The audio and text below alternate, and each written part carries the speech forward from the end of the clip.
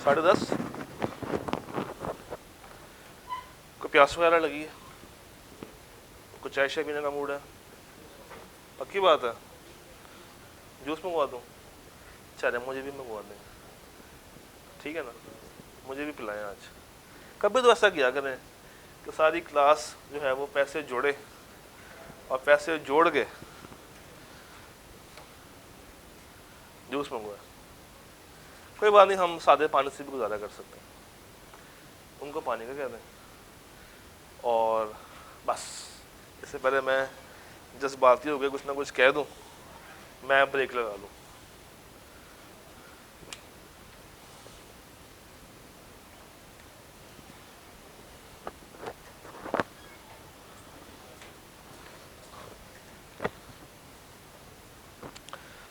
क्या स्टेटस, अब कितनी तैयारी हो गई है, कितनी तैयारी रह गई है, यहाँ से शुरू करते हैं। जी मिस, अब शुरू करनी है तैयारी बहुत स्टेटस की, किताब कवर हो गई है, चलो अच्छी बात है, ठीक है। तो क्या आप दोनों ने वो वेव 1 के सेशंस लिए थे, उनसे कोई फ़ायदा हुआ? चलो गुड हो गया। सर आपको मैंने पहले भी देखा है कहीं, कहाँ देखा है? पीछे वाले कैंपस में देखा है। क्या स्टेटस है? याद कर लिया है, अभी मजीद काम। लॉ के 2 चैप्टर्स रहते हैं, कौन से रहते हैं? दूसरा, ठीक है। तो वो कब तक, एग्ज़ाम तक हो जाएंगे या एग्ज़ाम के फ़ौरन बाद तक हो जाएंगे? सर क्या पहला रहता है, बाकी पूरे हो गए? चलो तैयारी हो गई है, वही केस स्टडीज़ के अंदर इशू है, थोड़ा ऊंची बोलना है। चैप्टर 1 and 15 नुमान रिकॉर्ड हो रहा है, ठीक है जी, ऑलमोस्ट कंप्लीट हो गया है। तो कितने सवाल हाथ से लिख के किए हैं?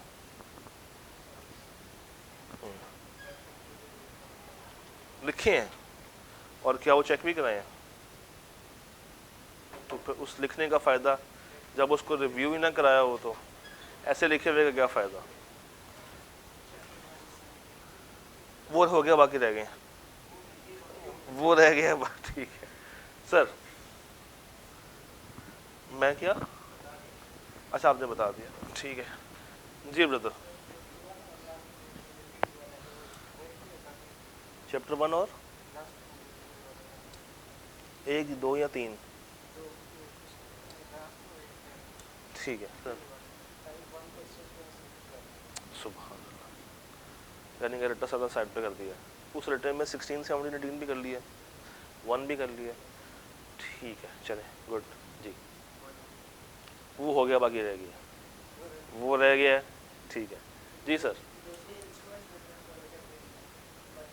नेगोशिएबल पूरा रहता है, तैयार करने वाला रहता है या कॉन्सेप्ट वाइज भी रहता है? जी सर, लुई विटॉन, स्पेलिंग तो सही करवा दो उनसे, विटॉन के स्पेलिंग तो सही करा देते विटॉन के। अच्छा खैर बताएं, ठीक है। वालेकुम सलाम सर, तैयारी कहाँ तक पहुंची ये तो बताएं। बड़ा डिप्लोमेटिक जवाब, नहीं फिर भी कहाँ तक पहुंची तैयारी? अगेन डिप्लोमेसी, कितने चैप्टर रह गए? हम जरा फैक्ट्स के ऊपर बात करना चाह रहे हैं। वही ठीक है। एक चीज़ जो कॉमन मुझे नज़र आई है ना, 16, 17, 18 और 1 आप लोगों के भी रहते हैं, मेजॉरिटी के, इनसे पूछते हैं रहता है, सारे हो गए हैं तैयार, बेहतरीन है। फिर तो आपका मेरिट पक्का, यानी कि क्रैमिंग बेस्ड चैप्टर्स अभी भी आपके पेंडिंग पे पड़े हुए हैं, और वो कब तक पूरे हो जाएंगे? मॉक कब से है? 19 से स्टार्ट हो रहे हैं, 19 से, और बीलॉ का कब होगा भला? 20th को। तो क्या तब तक प्रिपरेशन हो जाएगी? ठीक है, हमारे पास कुछ मज़ीद ऑडियंस आ गई है जी। तैयारी कहाँ तक पहुँची है? उन्होंने कहा सर हमने आते एक सवाल दाग दिया है। अच्छा, वो हम बाहर से जा रहे थे, अंदर ना ही आते। तैयारी कहाँ तक पहुँची है? कुछ में कौन से रह गए? कह दें 18, 16, 17, 1 रह गया। चलो ये तो देखा है, कॉन्ट्रैक्ट रह गया होगा, पूरा रह गया कॉन्ट्रैक्ट रह गया।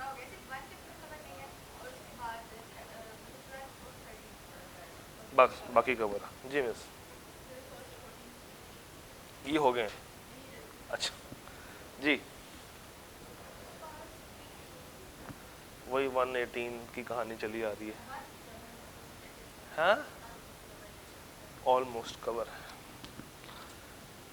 वही तकरीबन सेम ही रिजल्ट है। 116, 17, 18 ये आपको पर अभी भी परेशान कर रहे हैं। और आपको मैंने शायद बताया भी था लास्ट टाइम इसकी इंडिविजुअल इंपॉर्टेंस कितनी है। ये अगर आते हैं तो फिर आपको पास होने से कोई नहीं रोक सकता, और अगर ये नहीं आते हैं तो फिर आपको फेल होने से कोई नहीं बचा सकता।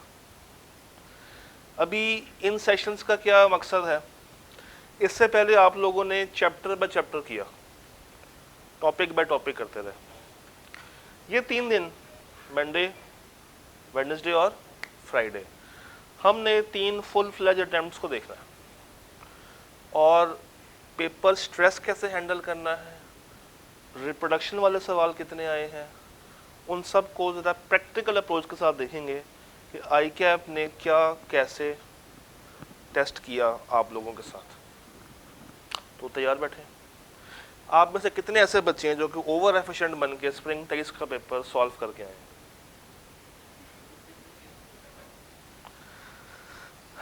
डे 1 पे भी ना हम ज़्यादा बच्चों से एक्सपेक्ट कर जाते हैं, और डे 3rd लास्ट के ऊपर भी हम बच्चों से ज़्यादा एक्सपेक्ट कर जाते हैं। तो क्या आप लोग तैयार हैं? क्या आप लोगों के दिमागों में टेक्स्ट तो नहीं भरा हुआ? अभी भी चल रहा है टेक्स्ट दिमाग में, FR1 तो नहीं चल रही दिमाग में? बीलॉ के साथ मोहब्बत करने को तैयार है, इसको अपनाने को तैयार है? शुरू करते हैं। क्या ऊंचा तो बोल लो, वेव 2 में ज़्यादा? क्या बात, बेहतरीन सवाल। आगे चलते हैं। असल में वेव 1 की वजह से हमें हिलने का मौका नहीं मिल रहा था। इवन वेव 2 में भी स्लैब नहीं है, बस मेरे पास 1 घंटा ही फ्री है, वो यही है 3 से 4 वाला। उसके ऊपर भी सारी क्लासेस पार्कड है।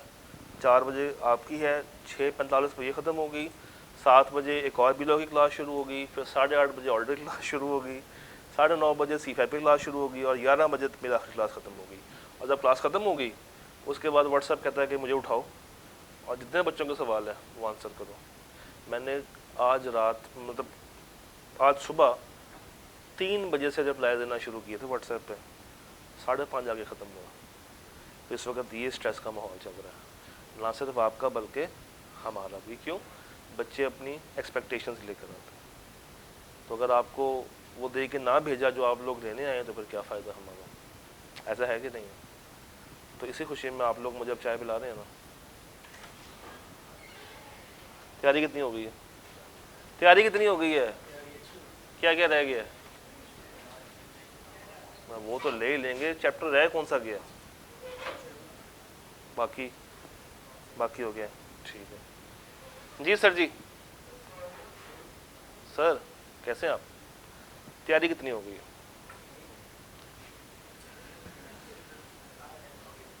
सारा कवर्ड है? अच्छा, आप में से कोई स्प्रिंग टेस्ट का पेपर प्रिंट आउट निकलवा के लाया हो? कोई भी नहीं? ठीक, कोई बात नहीं। हम फिर इसको कोशिश करनी है कि नेक्स्ट टाइम जब आए ना तो ऑटम टेस्ट का पेपर लेकर आइएगा, ताकि आपके हाथ में फिजिकल होगा तो हम उसको ज़रा एक बेटर वे से जज कर पाएंगे। हाँ जी, तो जब आपके हाथ में ICAP का पेपर आता है, आप बैठे हैं एग्ज़ाम हॉल के अंदर, पेपर आ गया हाथ में, तो याद करें हम लोगों ने क्या कहा था, कितने % क्रैमिंग है और कितने % लॉजिक है। 40 to 60 की रेशो हमने कही थी। आए देखते हैं सबसे पहले कि क्या वो 40 60 की रेशो पूरी हो रही है या नहीं हो रही। अगर मैं आखिरी पेज पे जाऊं यानी कि 6 of 6, तो मुझे दो सवाल नजर आ रहे हैं, ऐसा ही है, 9 का ए और बी और 10 का ए और बी। जरा मार्क्स काउंट कीजिएगा।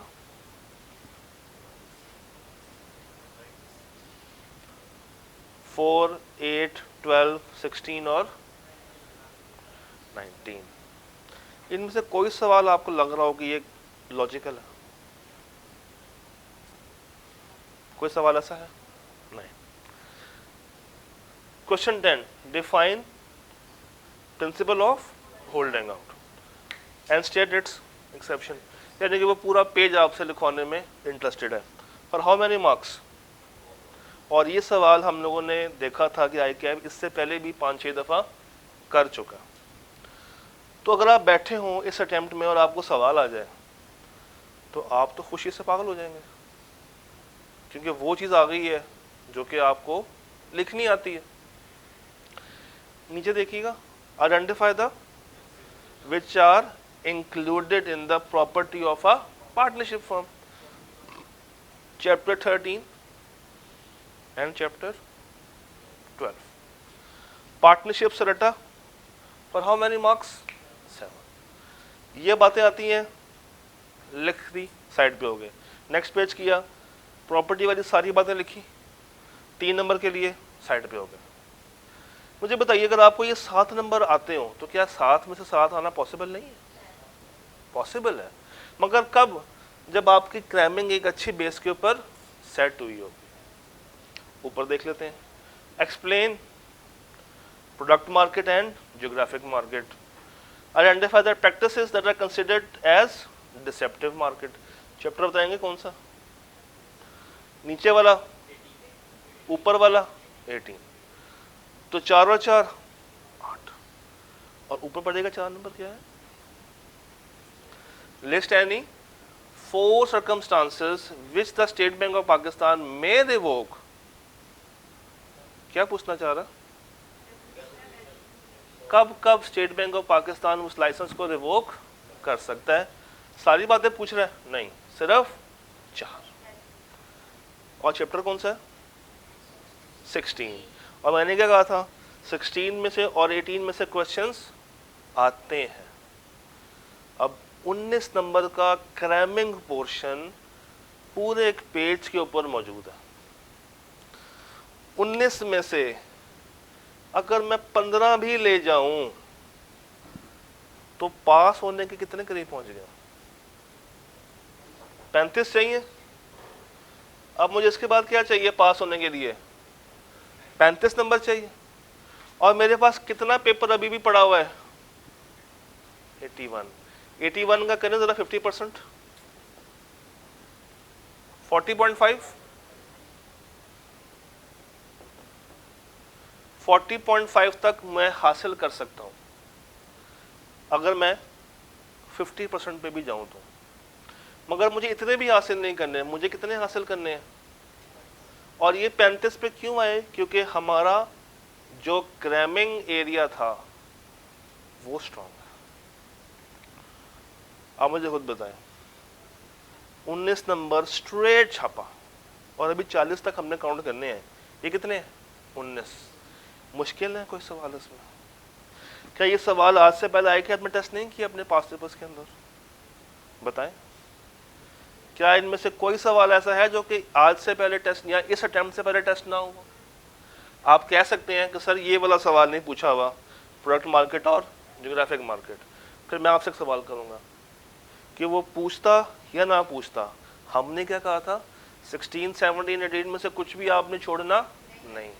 तो वहां से वो कुछ भी पूछ सकता, जंगल का बादशाह। तो ये आसान, ये आसान और ये तो बहुत ही आसान। 19 नंबर क्लियर? एक झटके में 19 नंबर आपके हाथ में, in just one single go ये 19 नंबर का पेपर आपके हाथ में आ चुका है। आगे चले। अच्छा, हाय अल्लाह। 8B पढ़िएगा जरा। List the acceptable grounds of supervening impossibility. Chapter बताएंगे कौन सा है? नहीं, 6। चैप्टर 6 में 2 लिस्टें दी हुई एंड के करीब, एक वो जो कि सुपरवेनिंग इम्पॉसिबिलिटी है और एक वो जो कि सुपरवेनिंग इम्पॉसिबिलिटी नहीं है। ये क्या मांग रहा है? जो 4 बातें लिखी हुई हैं, 3 बातें लिखी हुई हैं, वो डिमांड कर रहा है आपसे। तो 3 नंबर के लिए अब आप 3 बातें बताएंगे या 4 बातें बताएंगे? आपने पूरी बातें ही बतानी है। ये नहीं सोचना कि चूंकि नंबर 3 है तो मैं 3 बातें बताऊं, क्योंकि वो क्या कह रहा है? List the acceptable. उसने ये नहीं कहा कि 3 बताएं, उसने कहा लिस्ट बता दें। तो जितने पॉइंट्स लिस्ट में हैं वो आपने सारे के सारे मेंशन कर दें। तो सर 19 में 3 ऐड कर दूं? परेशान तो नहीं हो जाएंगे? पक्की बात है? मैं 22 तक पहुंच गया हूं। अच्छा जी, आए थोड़ा सा और पोस्टमार्टम करते हैं। तो इस पेज पे यस, क्वेश्चन 6 देखें। Explain any 4 rules regarding the performance of, chapter बताते हैं 7 या 6? 7।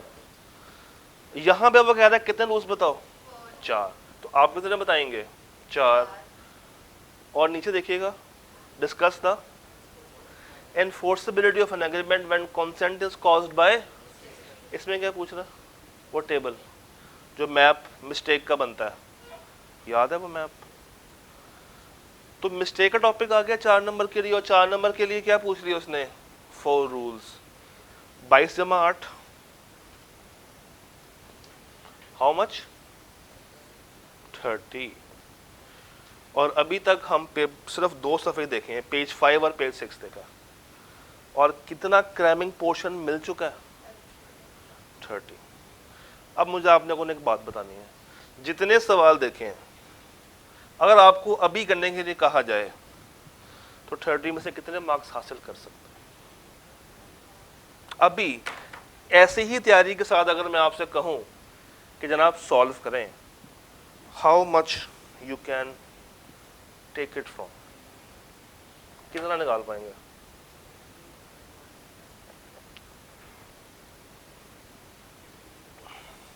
कितने? 15 तक जा सकते हैं। 30 का 15, 50% ले सकते हैं।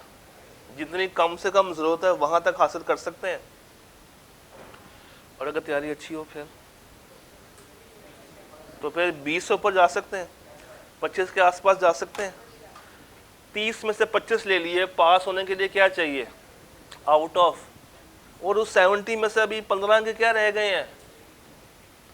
अब मुझे बताएं, without opting any logical question, क्या पेपर पास करना इतना मुश्किल है? ये जो हम टेंशन लेके बैठ जाते हैं यार, बीरो में तो सिनेरियोज आएंगे, मुश्किल चीज़ें आएंगी। आई कैप ना, उसकी अप्रोच ये है कि अगर एक बंदा गुड़ से मर सकता तो जहर में पैसे क्यों खर्च किए जाए? जब आप कोई सीधे सवालों के आंसर नहीं आते होंगे तो डू यू एक्सपेक्ट कि आप लॉजिकल सवालों के आंसर दे देंगे? पता है बच्चे में ना एक साइको होती है, उसको कहो ना रट्टा लगाना है, नहीं सर मैं तो कॉन्सेप्ट्स, आप मुझे बस कॉन्सेप्ट दे, मैं अपने अल्फाज में फर लिखने को तैयार हूँ। अच्छा यार ये कॉन्सेप्चुअल है, लिखो। सर जी वो लिखा नहीं जा रहा, अगर क्रैमिंग होती ना तो मैं आग लगा देता। ये बच्चे करते हैं ऐसा। तो बी लॉ का पेपर मजे की बात है, मिक्सचर है। आपको अगर लॉजिक आती है आप लॉजिक से भी पास हो सकते हैं, और आपको अगर क्रैमिंग आती है आप क्रैमिंग से भी पास हो सकते हैं। मजीद आगे चले जाते हैं। अच्छा जी, पिछले पेज पे यस, मैंने कहा था चैप्टर 1 में से कम 5 नंबर और मैक्सिमम 8 नंबर। और ये सवाल कितने मार्क्स का है? और सवाल क्या है? हाउ ऑर्डिनेंस इज प्रोमलगेटेड इन पाकिस्तान। और ये सवाल मेरा ख्याल से आई कि आपने कोई 3 से 4 दफ़ा तो पास्ट पेपर्स में लाजमी टेस्ट किया होगा। और अगर इतने सवाल करने के बाद भी ये 4 नंबर का सवाल हल नहीं होता तो क्या खुद को बुरा भला कहने का हक रखते हैं आप लोग? क्या कहना चाहिए? कहना चाहिए ना, बिल्कुल कहना चाहिए। तो 30 + 4 34।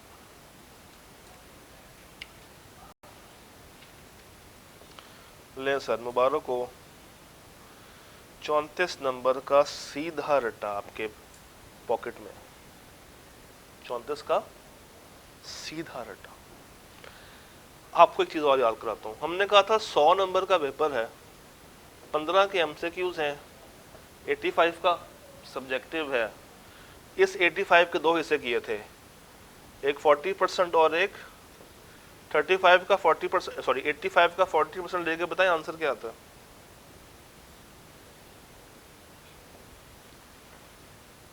$34 नहीं आता? ऐसा आता कि नहीं आता? तो सर ये क्या मैं नजूमी बन गया हूं? एम आई नजूमी? आई कैप का ट्रेंड ही है। याद रखिएगा, अगर आई कैप ने कोई चीज कमिट की है ना, उसकी पूरी कोशिश होती है कि वो उसको 100% क्या करे, हमेशा फॉलो करे। तो उसने कहा 85 का 40% थ्योरेटिकल दूंगा, टाइप 1 दूंगा, एग्जैक्ट उतने नंबर उसने टाइप 1 के आपसे पूछे। और पता है इस अटेम्प्ट का रिजल्ट क्या आया था? चले गेस करें कितने % बच्चे इस अटेम्प्ट में पास हुए होंगे? बताएं, मेरे पास स्टैट्स हैं, बताएं। वैसे मैंने खुद भी नहीं अभी तक चेक किया, मैं भी खुद चेक करने लगा। कितने % बच्चे इस अटेम्प्ट में पास हुए थे?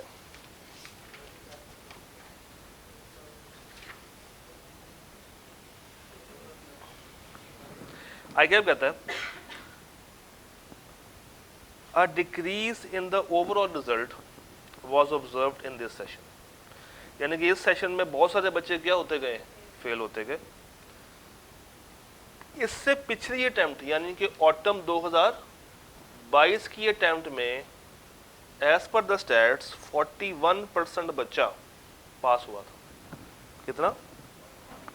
आई कैट में लूट से मिला लगाया हुआ था 41, यानी कि 100 बच्चों में से कितने, 41 बच्चे पास होकर निकल रहे थे। और इस अटेम्प्ट में आई कैप ने उसको गिरा के 31 कर दिया। 31, 10% का डिक्रीज। और पता है 4 सवाल ऐसे थे जिसमें बच्चे जवाब देने से कासिर थे। अब इनको डिस्कस करते हैं। क्वेश्चन 2, 4, 5 और 7। कौन सा क्वेश्चन है? 4, 5 और, यानी कि आप तैयार हो जाएं, ये 4 सवाल तो आप आज लिख के जाएंगे। डन? यहां तक ओके है?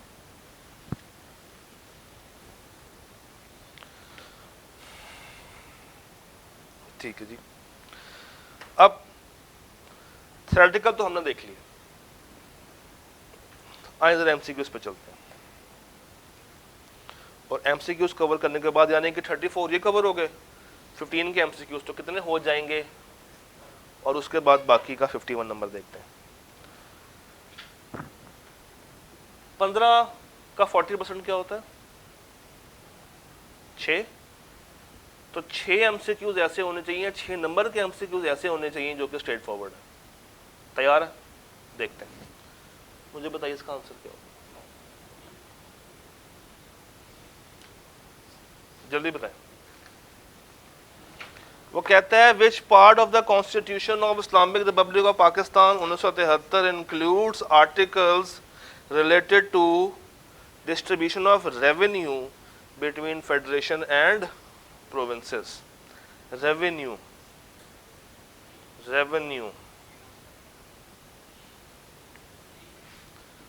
चलें, आप आईकैब में बैठे हुए हैं, समझ नहीं आ रहा मैं किसको टिक करूं। आइए देखते हैं कि हमारे पास कोई गैस था या नहीं। ये वर्ड क्या लिखा हुआ है? रेवेन्यू। रेवेन्यू क्या होता है? रेवेन्यू क्या होता है? पैसा, income, sale. Fundamental rights and principle of policy, ये तो बहुत दूर का है। फेडरेशन ऑफ पाकिस्तान, बहुत दूर का है। याद रखिएगा हमेशा 4 ऑप्शंस में से 2 तो बहुत दूर की होती हैं, वो हमेशा क्या होती हैं, गलत होती हैं। तो ये 2 तो हट गए। Relations between federation and province, finance, property, contracts and suits, ये है रिलेशन यानी कि ताल्लुकात। और नीचे तो रेवेन्यू किसके साथ ज्यादा जुड़ता है, तो ऑप्शंस कौन सी होगी, डी, डेल्टा। 1 नंबर आ गया। चले मुझे आपने ऑप्शन MCQ 2 सॉल्व करके बताना है, इसका आंसर क्या है, आपकी नजर में क्या है।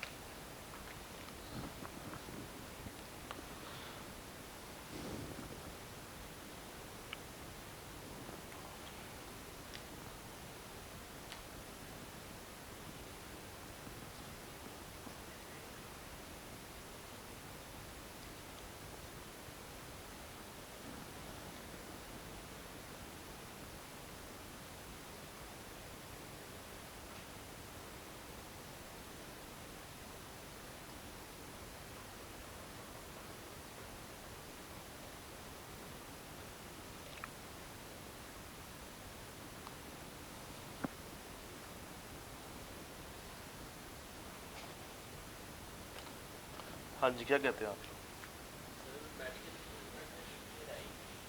तो आप ही मुझे बताना।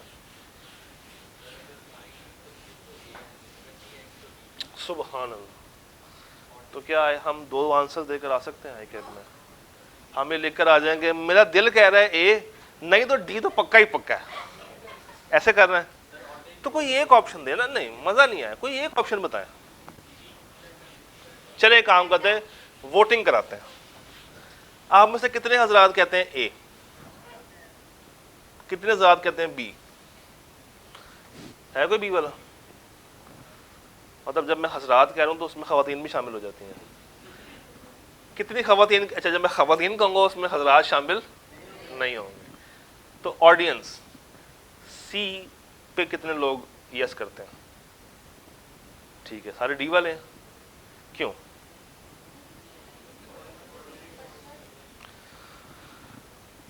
SC एक क्लिनिक है जानवरों की, जो कि पार्टनरशिप फर्म, जिसमें जिया और सोहेल कौन है, पार्टनर्स। उस पार्टनरशिप फर्म ने मेडिकल इक्विपमेंट परचेज किया, किससे? रिजवान मेडिकल से, वो लोग परचेजिंग करते रहते हैं। 6 मार्च एक पार्टनर जाता है RM के पास और कहता है कि मुझे क्या चाहिए, एक ऑटोमेटिक व्हील चेयर चाहिए, जिसकी वैल्यू क्या है, 9 लाख। और क्या उसको फर्म के लिए चाहिए, उसको अपने पर्सनल यूज के लिए चाहिए, अपने बेटे के लिए चाहिए। और प्रॉमिस किया कि वो पैसे कब देगा, 3 हफ्तों के बाद। RM ने उसको डिलीवर कर दी व्हीलचेयर, और दूसरे पार्टनर को पता नहीं था कि पहले पार्टनर ने ऑर्डर प्लेस किया। बताएं क्या कंपनी, ये जो सप्लायर था, वो फर्म को 9 लाख के लिए लायबल कर सकता है अगर जिस पार्टनर ने, जिया ने जो व्हीलचेयर परचेज की थी, वो 3 हफ्तों के बाद पैसे पे ना करे? तो क्या ये फर्म से आगे डिमांड कर सकता? क्यों? नो के भी 2 ऑप्शंस है।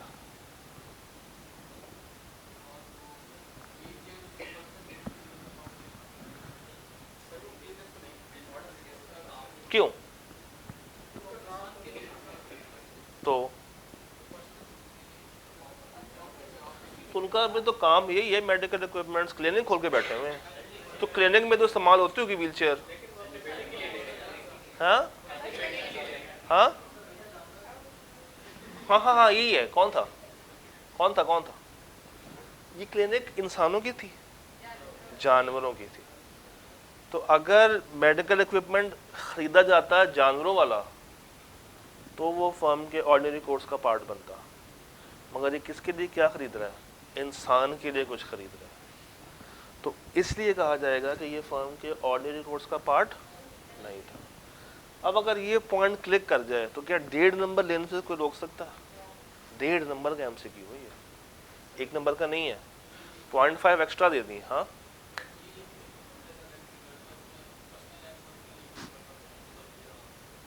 अगर इक्विपमेंट लेता जानवरों के लिए लेता तो फिर ए था, it was in ordinary course of business. Ordinary course में क्यों नहीं गया? क्योंकि ऊपर जानवर नीचे। वो अलग बात है अगर घर में अपने बेटे को वो जानवर कह के पुकारता तो वो एक टॉपिक अलग है। अच्छा जी, ये थर्ड तो मुझे बहुत ही आसान लग रहा है।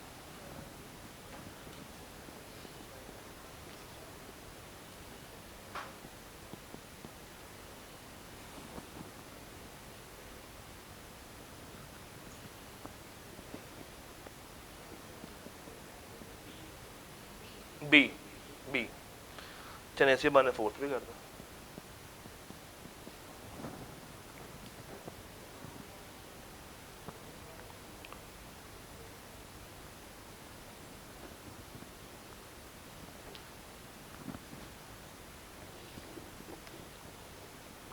ध्यान से पढ़े।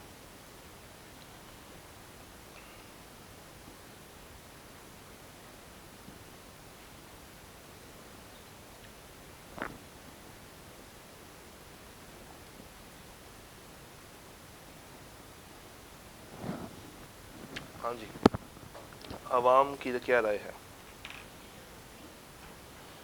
क्यों ए, क्यों नहीं?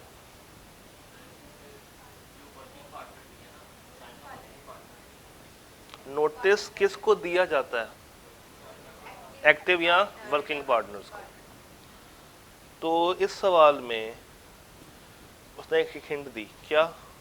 ऑपरेशंस कौन चला रहे हैं? मुतज़ाहिन। तो ये दोनों कौन हो गए?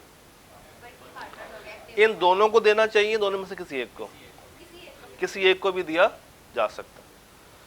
तो और या एंड? और कितने मार्क्स हैं इस पूरे पेज पे? डेढ़ के 2 थे और एक का 1 था। कितने हो गए टोटल? 3, 4 और ये 5 में मुश्किल थे। 34 का रट्टा आया चुका है, +5। We are very close to pass. कुछ मोटिवेशन आ रही? मुझे खुद बताएं, पहले पेज के 5 नंबर मुश्किल हैं? अभी भी लग रहा है मुश्किल है? अच्छा, चलो देखते हैं कि आप इसके साथ क्या सलूक करते हैं। 2 नंबर का एक एमसीक्यू, 2 नंबर का एक एमसीक्यू। जनता जनार्दन क्या कहती है?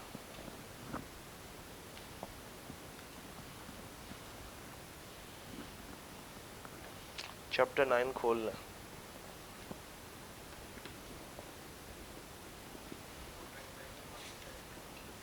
मुझे नहीं पता, मैं तो आपसे पूछने आया हूँ।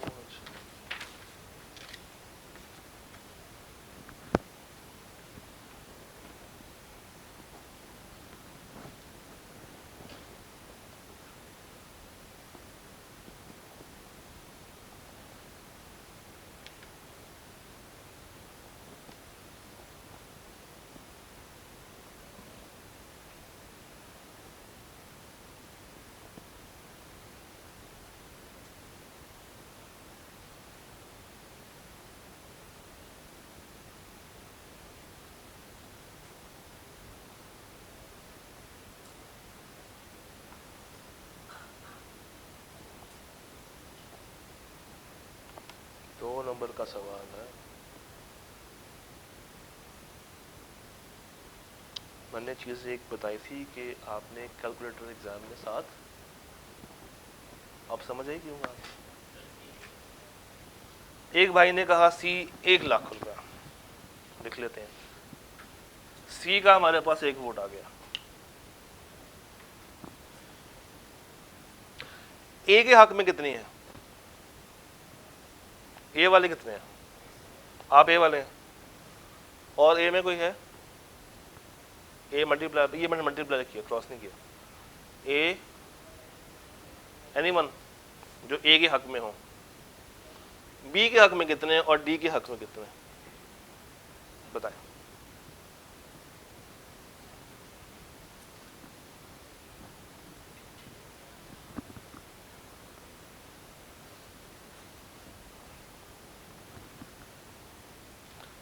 और आवाम परेशान। नहीं होना बनता भी, ये 2 नंबर का एमसीक्यू है, 2 नंबर लूज तो नहीं कर सकते, मगर 2 नंबर हासिल करने के लिए मुझे मैक्सिमम कितना टाइम लगाना चाहिए? 3 से 4 मिनट, उससे ऊपर नहीं जाना चाहिए।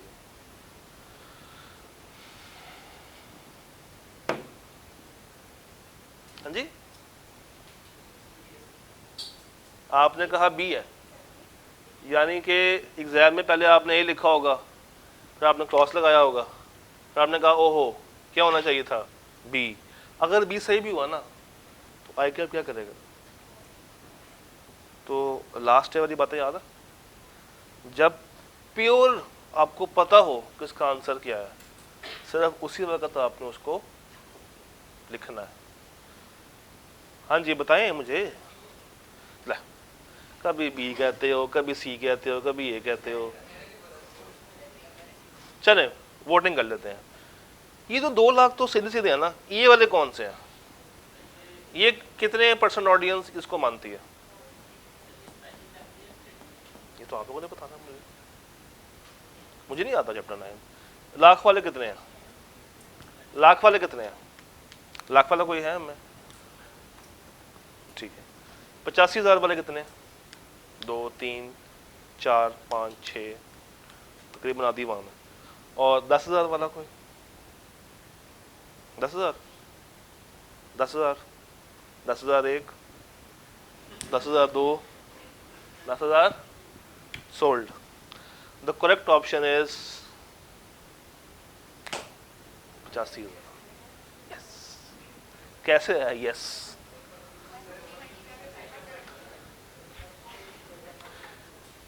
ये 85 2 चीजों से मिलकर बना, एक ऑर्डिनरी डैमेज और एक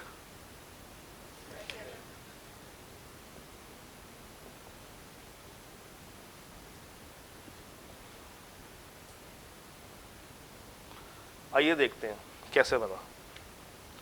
500 केजी जाना था 800 के हिसाब से, और इससे इसको क्या प्रॉफिट मिलता? इस 1 लाख प्रॉफिट से क्या मुराद है? उसकी कॉस्ट कितनी होती है? निकाली थी। जब उसको लाख रुपए मिलेगा चीज बेच के 800 रुपए के हिसाब से, तो इस लाख रुपए के प्रॉफिट की क्या वर्किंग हुई होगी? निकाले जरा, उसकी कॉस्ट कितनी आ रही है ना? कितने केजीज माल है भाई? 500 केजी तो माल है, तो लाख रुपया प्रॉफिट कमाने के लिए उसने कितने रुपए पर केजी बेचा होगा? क्या हो गया? सिंपल मैथ है यार। ये देखें ना, क्वांटिटी मल्टीप्लाई बाय प्राइस, इसको एक्स कर लेते हैं। ये कितनी हो जिसमें से हमें प्रॉफिट ये आ रहा है और सेल है 500 इंटू 800। आप निकालें।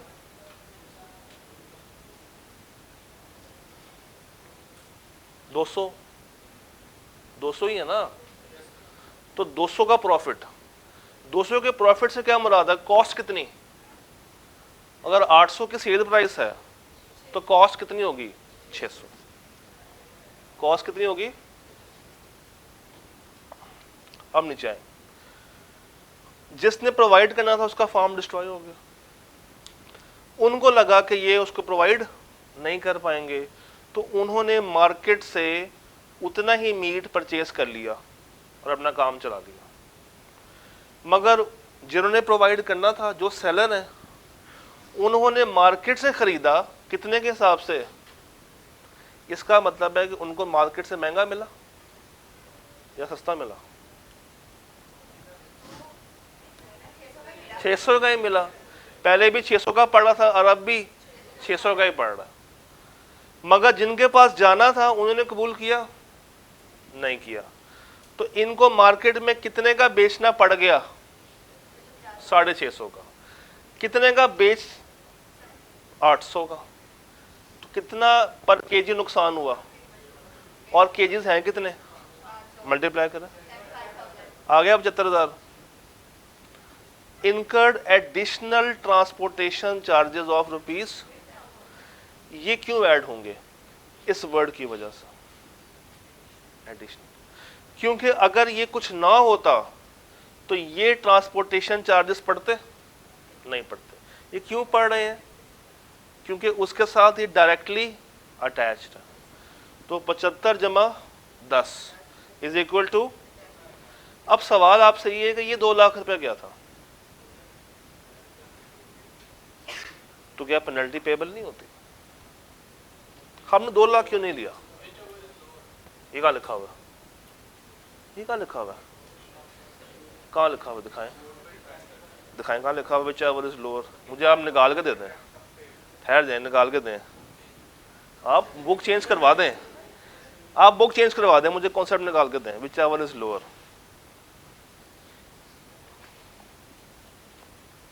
बताएं बताएं बताएं, 2 लाख को हमने क्यों नहीं पकड़ा?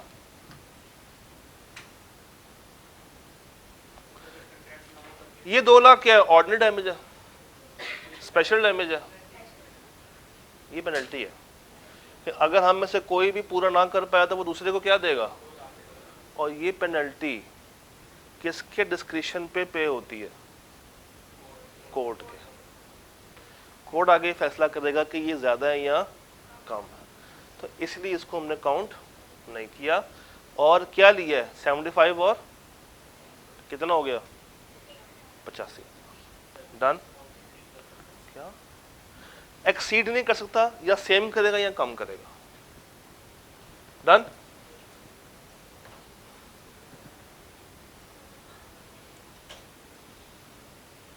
जी 6th जरा कीजिए solve.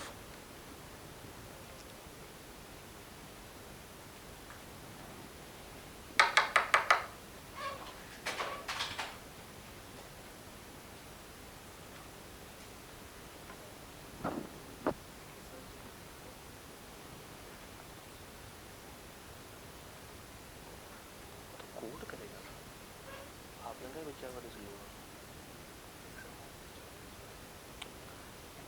fix an amount which is paid in breach of contract, it is called penalty. In such cases court allows reasonable damage, court allow, यानी कि तो 2 लाख ने फिक्स कर दिया। अब कोर्ट की डिस्क्रिप्शन ये है कि इस 2 लाख को उतना ही रखे या उससे कम कर दे, कोर्ट बढ़ा नहीं सकता। तो ये नहीं है कि ऑर्डिनरी और इसमें डिफरेंस लेना, वो नहीं है। ये जो उन्होंने डिसाइड कर दिया 2 लाख, कोर्ट इसको कम कर सकता मगर इससे ऊपर नहीं जा सकता। जितना कम करेगा उतनी पेमेंट की जाएगी। कब? जब पेनल्टी है। ये लिखा हुआ जी 0.6। क्यों? एक बंदे ने जाके कली शुरू कर दी और दूसरा बंदा उसको खिड़की से देख के कह रहा है ओके ओके करते रहो, उसको रोक सकता था, वो उसको रोका नहीं। तो कली करना बगैर पूछे इम्प्लाइड ऑफर, खामोश रहना इम्प्लाइड एक्सेप्टेंस। कई कॉन्ट्रैक्ट बन गया, अब पेमेंट करनी पड़ेगी बेचारे को। ठीक है जी, तो डेट नंबर मिल गया आपको। मुश्किल लग रहा है एमसीक्यूज। 5 जमा 2 7 जमा 1.5 8.5 नंबर तो आप लोगों ने निकाल नहीं है 15 में से। अब तो पढ़ने वाले हो गए यार। चले 2 एमसीक्यूज आपके सामने हैं, दोनों ही ट्राई करें।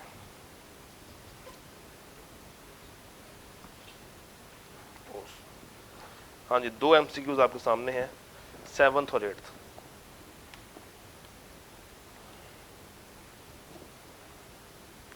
तीन नंबर निकालने।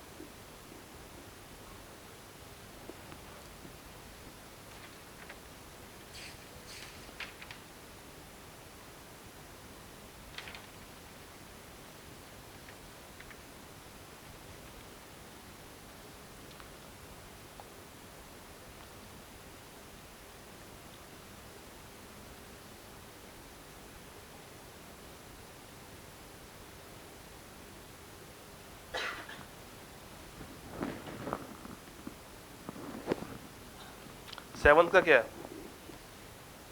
मुझे तो डी लग रहा है। डी नहीं, सी भी नहीं है, बी भी नहीं है, ए भी नहीं है। क्यों ए क्यों है?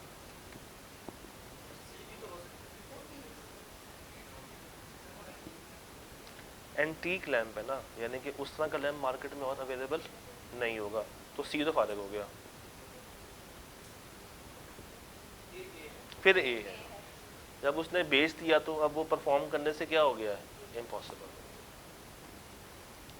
एट्थ बताएं, बल्कि एक सेकंड, एट्थ भी बताएं, नाइन्थ भी बताएं।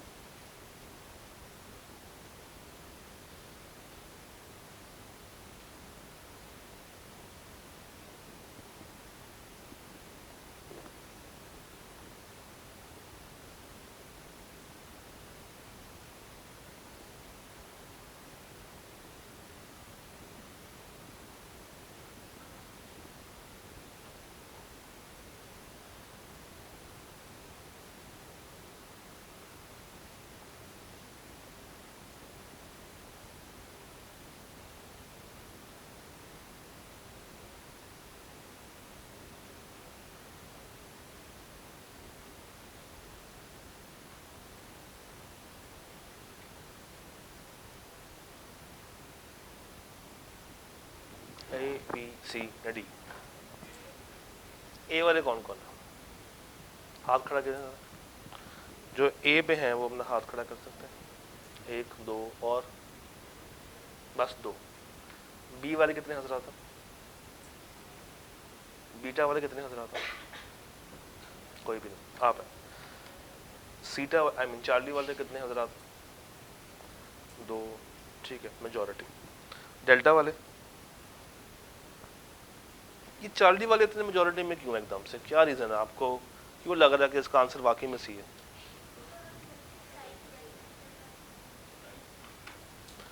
भाई मुझे बताइए,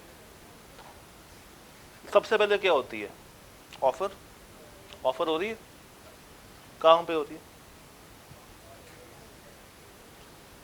ये एग्री कर गई है कि अपनी गाड़ी बेचेगी, तो एग्रीमेंट अगर हो रहा है तो उसके पीछे क्या हुई होगी, इसका मतलब है कि प्रॉमिस तो बन गया।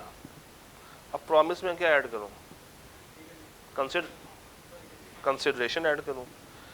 कंसिडरेशन के एसेंशियल्स क्या क्या कहते हैं, क्या कंसिडरेशन हम फ्यूचर पे डिसाइड कर सकते हैं, हम कह सकते हैं कि जो उस वक्त की मार्केट प्राइस होगी वो ले लेंगे, हम ये भी कह सकते हैं कि कंसिडरेशन जो अगला बंदा तय कर देगा वो कर लेंगे, क्या ये कह सकते हैं? जाएं ज़रा खोलें, बुक्स तो आपके पास होंगी, ज़रा ओपन करें, कंसिडरेशन के एसेंशियल्स में जाएं और वहाँ पर जाके ढूंढें कि क्या कंसिडरेशन हम फ्यूचर पे फेंक सकते हैं।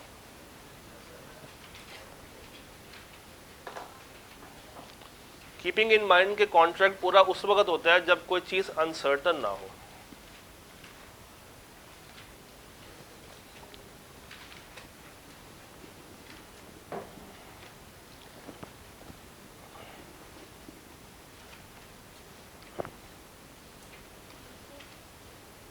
ज़रा रिपीट कीजिएगा, एसेंशियल्स क्या क्या हैं कंसिडरेशन के?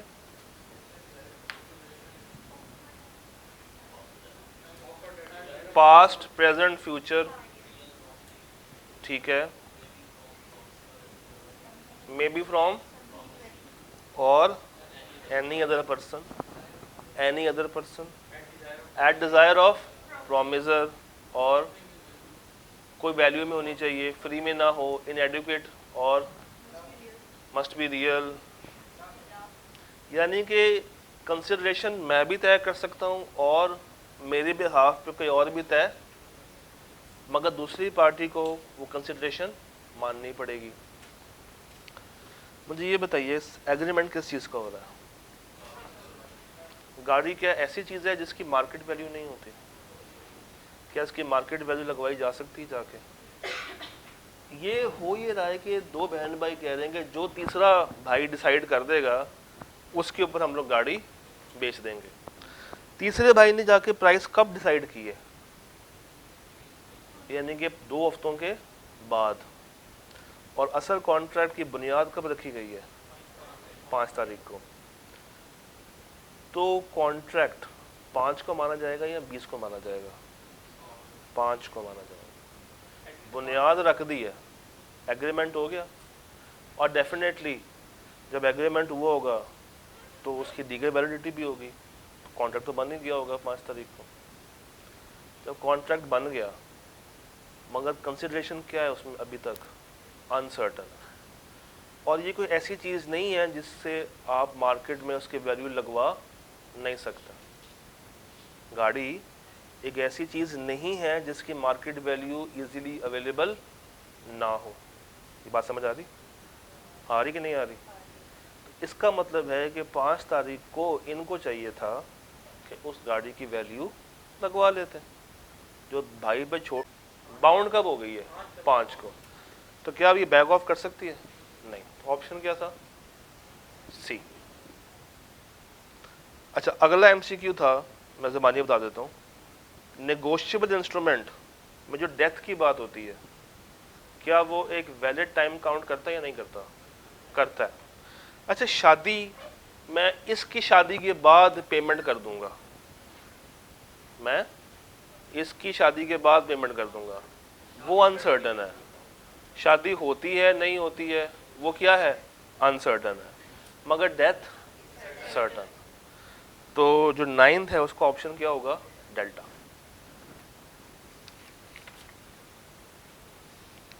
चलो जी, नुमान भाई।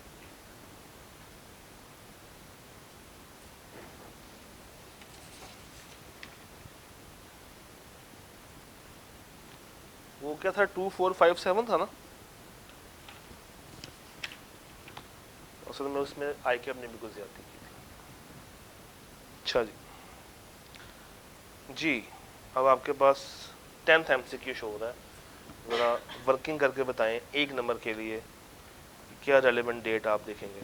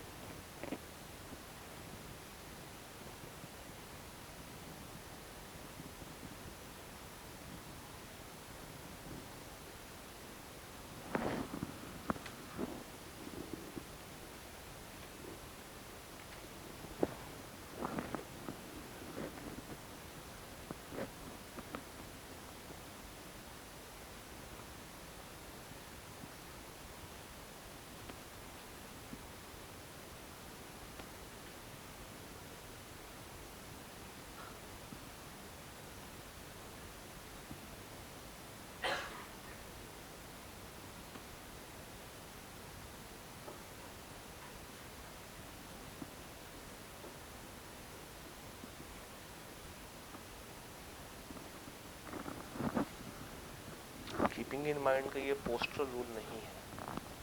अगर आप लोग इसको पोस्टर रूल बनाकर सॉल्व करेंगे तो परेशान हो जाएंगे। ये खतों वाला सीन नहीं है।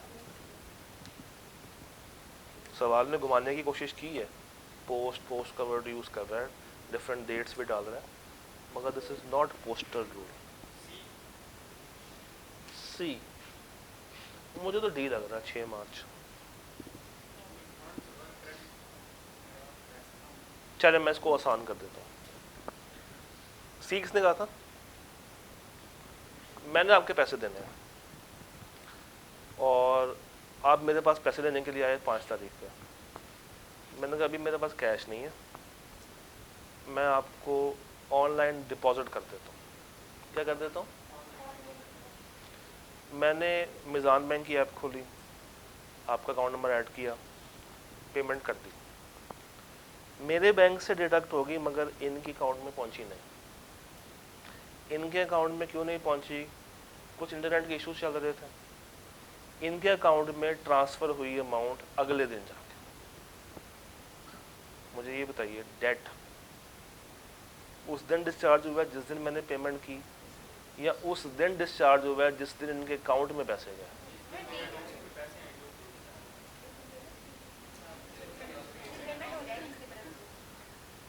क्या पेमेंट कर देना, मैंने तो अपना काम पूरा कर दिया, आप तक नहीं पहुंचे, मैं अपनी बुक्स में से क्या उस दिन लाइबिलिटी माइनस कर सकता हूँ?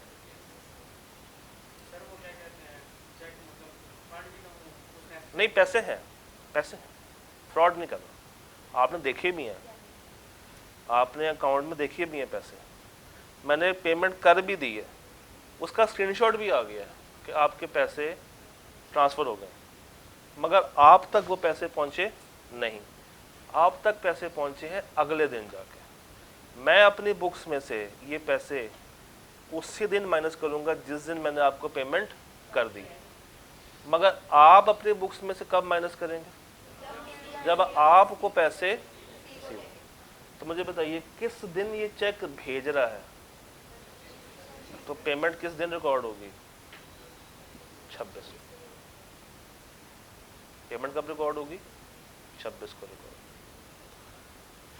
ये सवाल क्लियर हुआ? ये सवाल समझ आता है?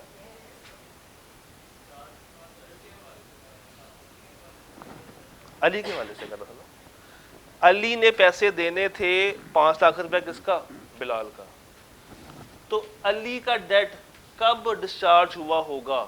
जब उसने पेमेंट कर दी होगी। तो वो कब कर रहा है पेमेंट? 26 तारीख। चलिए ये बताएं बिलाल के अगेंस्ट कब माइनस करेगा पैसा? बिलाल के अकाउंट में पैसे कब गए हैं? 2 मार्च को। तो बिलाल के लिए क्या था? सी, और अली के लिए क्या था? ए। चलो जी आखिरी एमसीक्यू करें। अब ऐसा होगा 15 के 15 आसान भी नहीं होंगे, मगर 15 के 15 मुश्किल भी नहीं होंगे। हमारे पास फिर भी 10-12 नंबर का मार्जिन हमेशा होता है एग्जाम। ये कर फारूक भाई,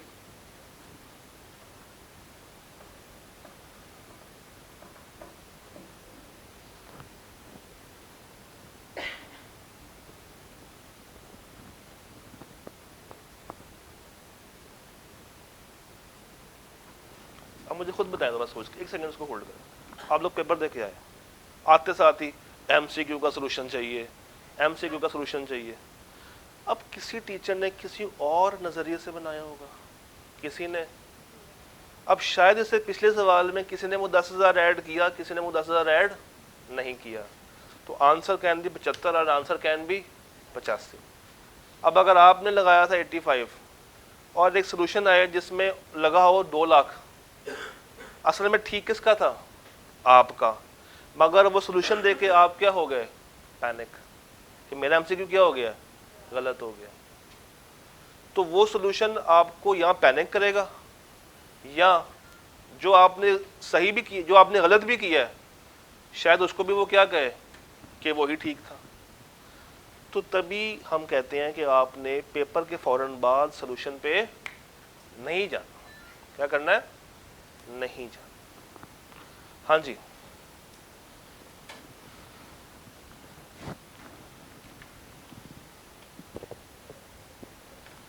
चौंतीस नंबर का रटा, 15 नंबर के एमसीक्यूज अभी लास्ट वाला रहता है, वो करते हैं। आपको पता है बच्चों के कौन से एमसीक्यूज गलत हुए इस अटेम्प्ट में? देख लेते हैं।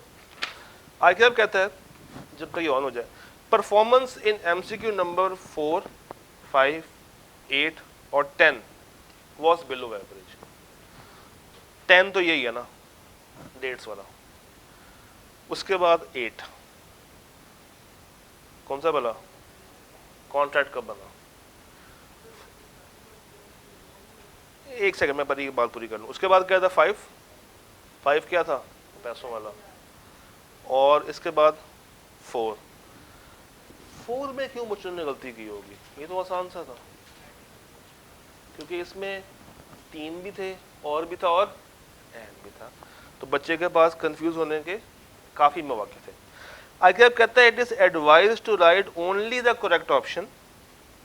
इंस्टेड बच्चों ने क्या किया? पूरी वर्डिंग्स, पूरी स्टेटमेंट उठा के लिखनी शुरू कर दी, जो कि हमने मांगी आपसे नहीं थी। कहता है few examinees either attempted to overwrite their choices instead of clearly mentioning the selected option legibly, और selected 2 options instead of 1. Due to which marks could not be awarded. तो अगर आप 2 ऑप्शंस लेकर आ रहे हैं तब भी आपको ICAP ने माफ नहीं किया। अगर एक ऑप्शन पहले लिखी थी उसको काट के दूसरी लिखी है तो उसके भी नंबर आपको नहीं मिले। जी ये MCQ था फारूक भाई वाला।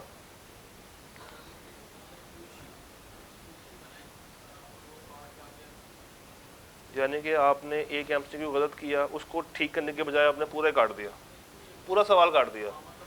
जब आपने पूरा सवाल काट दिया और पूरा ही सवाल दोबारा से अटेम्प्ट किया, वो वैलिड है, वो कर सकते हैं। मगर उसके अंदर MCQ को काट के ठीक करना ये अलाउ नहीं। जी करें। 11th ICAP ने कहा इसमें मसला नहीं। हाँ जी D, B एंड D। फिर सोच लो, तसल्ली से सोचो।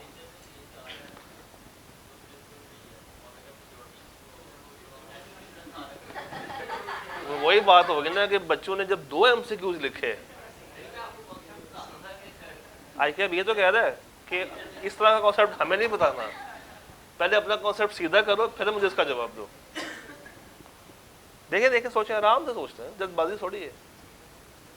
1.5 नंबर हासिल, देखें शायद क्रैमिंग वाले सवाल में पूरा 1.5 नंबर ना मिले या 2 नंबर ना मिले 2 में से, मगर यहाँ पे आपको पूरे 1.5 नंबर मिल सकते हैं सिर्फ एक टिक की बेस पे। अब सोचें, तसल्ली के साथ सोचें।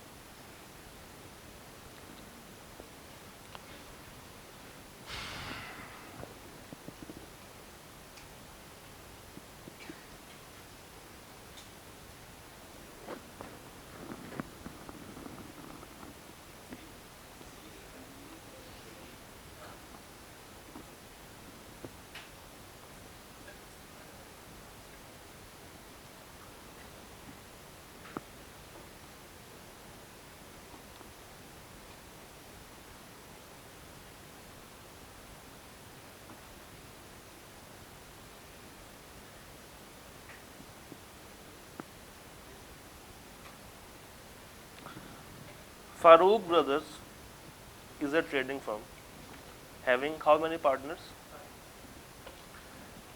Firm is engaged in the business of imported electronic equipments. ये underline कर लें, electronic equipments. Under the mutual agreement of all the partners, 2 partners को जिम्मेदारी दे दी है कि वो फर्म को क्या करेंगे, मैनेज करेंगे। यानी कि 2 एक्टिव हैं और 3 साइलेंट कह लें, स्लीपिंग कह लें, वो नॉन एक्टिव पार्टनर। कंपनी या फर्म नॉर्मली इंपोर्ट करती है वॉशिंग मशीन और AC। तो अच्छा एक सेकंड, वॉशिंग मशीन और AC क्या इलेक्ट्रॉनिक इक्विपमेंट है? Farooq has been evaluating the option to import electric induction cookers due to huge demand on the account of gas shortage. Farooq ने ये प्लान शेयर किया जुहेब के साथ। जुहेब कौन है? दूसरा active partner. Who objected on the basis that the gas shortage is a temporary problem. उसने कहा ये कोई लंबी चौड़ी प्रॉब्लम नहीं है, टेम्परेरी है, अगर हम मंगवाएंगे भी तो हमारे बिकेंगे नहीं। पहला सवाल, इंपोर्ट करने से कोई मसला है? नहीं, यानी कि ऑप्शन A भी ठीक है, B भी, C भी और D भी। अब आगे चलते हैं। एक्टिव 2 हैं और नॉन एक्टिव 3। क्या बिजनेस की नेचर में चेंज आ रहा है? बिजनेस की नेचर में चेंज अगर करना होता तो मुझे सारे पार्टनर्स की मंजूरी लेनी पड़ जाती। अच्छा, क्या उसी बिजनेस में रहते चेंज है? अगर उसी बिजनेस में रहते चेंज है तो मुझे मंजूरी एक्टिव से चाहिए या नॉन एक्टिव से चाहिए? मेजॉरिटी, और वो मेजॉरिटी सारे में से काउंट करना है या एक्टिव में से काउंट करना है? फिर सोच लें, फिर सोच लें, अबे फिर सोच लें, फिर सोच लें, सोचें सोचें सोचें। जाएं एक चक्कर लगा के इंदिरा पार्टनरशिप को ढूंढें, शाबाश शाबाश, ढूंढे ढूंढे ढूंढे ढूंढे, जल्दी जल्दी जल्दी जल्दी।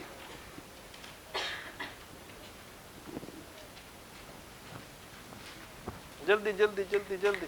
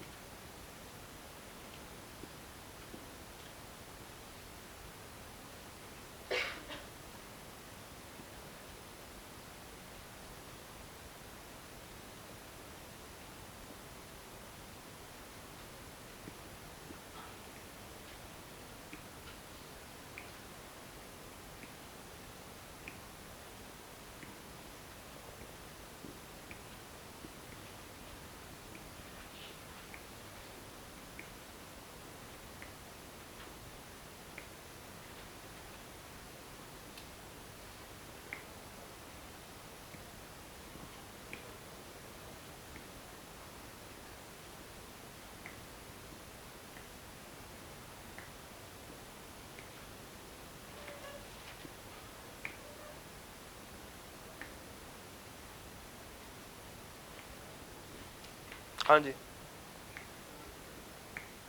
बीटा कैसे बीटा किया आप लोगों ने? मुझे बताइए बी में और सी में फर्क क्या है? अरे ये तो बताए। पार्टनर्स कितने हैं कुल मिला के? 5 की मेजॉरिटी क्या होगी? 50% से ऊपर जाना है, 3। अच्छा ये ऑल तो गलत है, और अगर ज़ोहेब से कॉन्सेंट मिल जाए तो कितने हो जाएंगे 5 में से? फिर भी एक और बंदा चाहिए होगा मेजॉरिटी पूरी करने के लिए, ये भी गलत है। बच गया बी और सी। अब बताएं, इफ एनी अदर पार्टनर या if majority partners, if majority partner option. अब आपको एक मजे की बात बताऊं,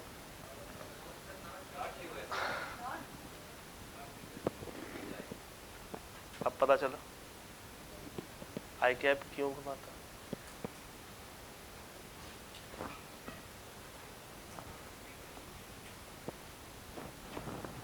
जो the following statement was not true. अगर सारे पार्टनर्स दे दें होगी मेजॉरिटी, 100% हो गया। अगर मेजॉरिटी पार्टनर दे दे, अगर सिर्फ ज़ोहेब दे दे, तो दोनों एक्टिव ने दे दिया तो तीसरे से वो ऑटोमेटिकली पकड़ लेंगे। फारूक सिर्फ किसी एक को अपने साथ मिला ले तो वो स्टेटमेंट ट्रू नहीं। तो आई कैप इस तरह भी आपके नंबर काटने में इंटरेस्टेड होता है। दोनों एक्टिव है ना, दोनों एक्टिव है तो वो ज्यादा अहमियत वाले वोट देंगे। फिर तीसरे से वो ऑटोमेटिकली करवा लेंगे। उनमें से भी गलत किया, देखिए ना, फारूक या ज़ोहेब को पकड़ ले या फारूक किसी और को पकड़ ले, तो बेहतर ऑप्शन क्या है? ज़ोहेब को पकड़ ले। तो सबसे खराब ऑप्शन क्या है? किसी और की तरफ चले जाओ। ओके, क्वेश्चन नंबर 4 नहीं, क्या था वहां पे? 2, 4, 5 और 7। अच्छा जी, 2, 4, 5 और 7 आपकी राय है, पहले 2 करें, 4 करें, 5 करें या 7 करें? जल्दी बताएं। 7 या 2 या 4 या 5? 5, पहले 5 करें। करीम सवाल पढ़े।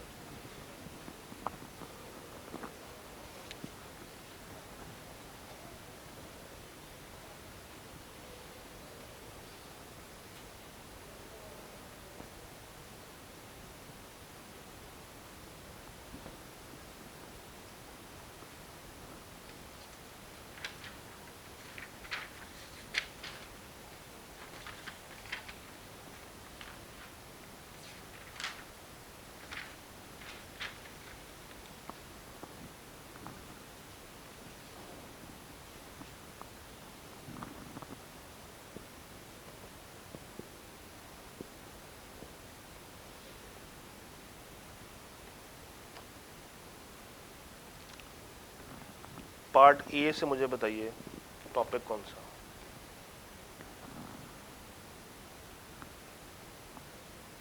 एजेंट? खुदा का खौफ खाओ, ये कौन है? अच्छा, और कोई?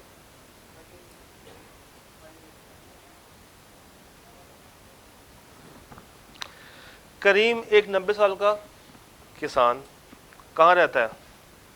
एक दूर गांव में रहता है। करीम का बेटा भी है, क्या नाम है? वो कहाँ रहता है? अपने बाप को छोड़ के अब्रॉड। और बाप की एज क्या है? तो ये अच्छा कर रहा, बुरा कर रहा?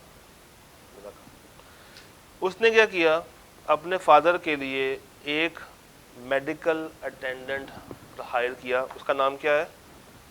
जैन। जैन की ड्यूटियां में शामिल था कि उसने करीम का घर संभालना और सारे ऑपरेशंस को देखना। क्या इसको मैं एजेंट कह सकता हूँ? क्या मैं कह दूं कि ये करीम का एजेंट है? नहीं, ये उसका एजेंट काउंट नहीं होगा। Jain advertised Karim, sorry, Jain advised Karim to sell a portion of his barren land in the outskirts, जो दूर दराज उसके जो लैंड है, जो खेत वगैरह हैं, उसको बेच दे, क्योंकि उसकी वैल्यू कम हो रही है with the passage of time. Karim sold the barren land to Jain for ₹5 lakh. तो करीम ने उसकी बातों में आके 5 लाख का लैंड किसको बेच दिया? उसी को बेच दिया। 28 फरवरी 2023 Wajid visited his father and came to know that the land purchased by Zain from his father had a market value of ₹500। 50 lakh की चीज़ बाप ने उसको कितने की बेच दी हुई है? और क्यों बेची है? अनड्यू इन्फ्लुएंस था। एक बंदा डोमिनेटिंग पोजीशन पे है और दूसरी पार्टी को वो क्या कर रहा है? इन्फ्लुएंस कर रहा है। Wajid convinced Karim to file a suit against Jain. Wajid कौन था? बेटा। To support his father, Wajid agreed to pay the professional fee और तमाम खर्चे। उसने कहा अब्बा जी आप केस करें, मैं आपको केस के सारे पैसे फराहम करूंगा, मगर ये मुलाजिम बच के जाना नहीं चाहिए। हाँ जी, अब बताएं पार्ट ए का आंसर क्या होगा?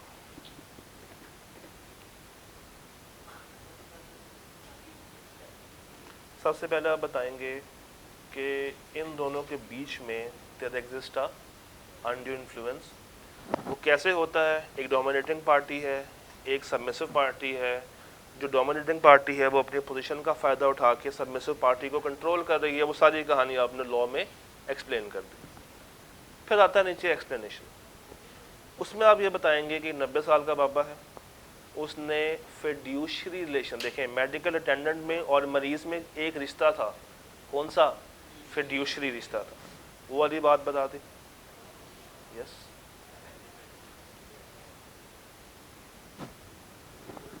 तो ओल्ड है ना, ओल्ड है। 90 साल में कौन सी कोई मेंटल कैपेसिटी वर्किंग पे होती है? 90 साल में तो कुछ भी नहीं हो रहा होता, बंदे को अपनी होश नहीं होती कि वो कर क्या रहा है। उसके बाद आप क्या बताएंगे? डिसीजन। ये कॉन्ट्रैक्ट वैलिड है? नहीं। वॉइड है? नहीं। क्या है? वॉइडेबल है at the option of the aggrieved party. और एग्रीव्ड पार्टी कौन सी है? चले पार्ट बी का जवाब दें।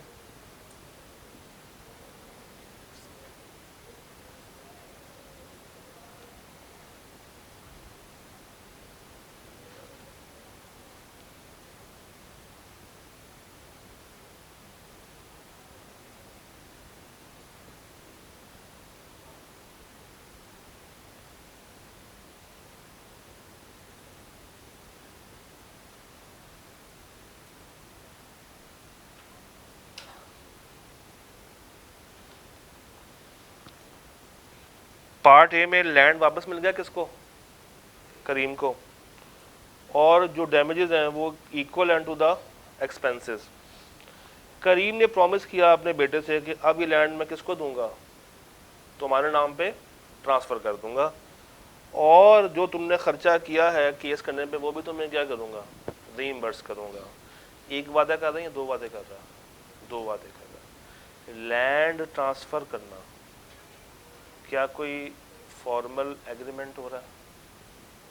क्या उसका बेटा उसे लैंड खरीद रहा है? विदाउट कंसिडरेशन पेमेंट हो रही है। विदाउट कंसिडरेशन पेमेंट हो रही है तो चैप्टर कौन सा है? चैप्टर नंबर 3 में कहाँ पे जाऊँ? Exceptions of consideration. उसमें 4 बातें हैं, नेचुरल लव, अगला गिफ्ट, अगला पास वॉलंटरी और अगला टाइम बार डेट। ये गिफ्ट है या नेचुरल लव है? ये नेचुरल लव। ये क्या है? और नेचुरल लव कब बाइंडिंग होता है? जब वो राइटिंग में हो और क्लोज रिलेशन हो और रिटर्न फॉर्म में हो, और तो ये उस वक्त वैलिड होगा जब ये सारी शर्तें पूरी हो रही होंगी। तो दूसरे का क्या करें? वो जो उसने खर्चा किया वो कैसे पूरा करें? वो किस में जाएगा? वो उसी टॉपिक में रहते हुए बताएं मुझे, पास्ट वॉलंटरी सर्विसेज। और ये कब रिकवरेबल होती हैं? जब बंदा एडमिट कर रहा हो। क्या वो एडमिट कर रहा है कि मैं तुम्हें, तो ये अब रिकवरेबल हो गए। हालांकि अपने पार्ट ए को आंसर करवाया चैप्टर नंबर 4 से, और पार्ट बी के 2 कॉन्सेप्ट्स पूछ लिए चैप्टर नंबर 3 से। ये है वो टाइप 3 लॉजिकल सवाल। इसके बारे में मैंने आपसे कहा था कुछ ऐसे सवाल आपको पेपर में मिलेंगे जो कि लेंथ में क्या होंगे? हैवी वेट्स होंगे। और ये उन 4 में से ज़रा कम हैवी वेट है, 2 और हैं वो उससे भी ज़्यादा तगड़े सवाल हैं। तो ये सवाल क्लियर हो गया। देखते हैं आई कैप ने इसके बारे में क्या फरमाया। सवाल नंबर 5 है ना। आई कैप ये कहता है कि इस सवाल में 26% बच्चे पास हुए। कितने? 26। पार्ट ए के बारे में आई कैप कहता है examinees did not discuss under the given circumstances Karim may file a suit against them on the grounds of undue influence. यानी कि पार्ट ए में बच्चों ने इसको गलत आंसर किया। कोई फ्रॉड पे ले गया, कोई मिस्टेक पे ले गया, हालांकि आंसर किससे होना चाहिए था? Part B, examinees did not discuss that Kareem's promise to transfer the land to Wajid cannot be enforced. However, his promise to reimburse the expenses paid by Wajid in respect of the suit would be valid. यानी कि बच्चों ने वो वाली बात तो बता दी, कौन सी भला? नेचुरल लव वाली, मगर जो अगली बात थी वॉलंटरी पेमेंट वाली उसको डिस्कस सही तरीके से नहीं कर पाए, जिसकी बिना पे 26% बच्चे सिर्फ इस सवाल में आधे नंबर ले पाए। यानी कि 6 में से कितने लिए होंगे? 3। और आप लोग 6 में से कितने ले पाए होंगे अगर अटेम्प्ट किया होता?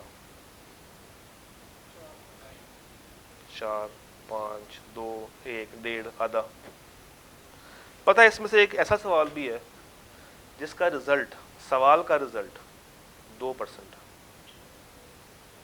वो सवाल करें, हो जाए, टक्कर हो जाए खतरों से। तैयार है? पक्की बात है? चले सवाल नंबर 4, इसके ऊपर ही खड़ा हुआ था। अच्छा, फर्स्ट गो में ना जब आप ये सवाल को देखते हैं, मजे की बात बताऊं, ये सवाल समझ नहीं आएगा फर्स्ट गो में। अब पढ़े, ये मैंने पूरा स्क्रीन पे ले आया हूं, तसल्ली के साथ पढ़ें सवाल को। बल्कि काम करें ना, इसको लिखते हैं, तब से आप फारिग बैठे हुए हैं, बिस्मिल्लाह करें। सवाल है 10 नंबर का, आपके पास है 20 मिनट्स, लिखें। 20 मिनट दे रहा हूं, मैं भी देखूं कि 2% वाले बच्चे आप हैं या उससे ऊपर जा चुके हैं।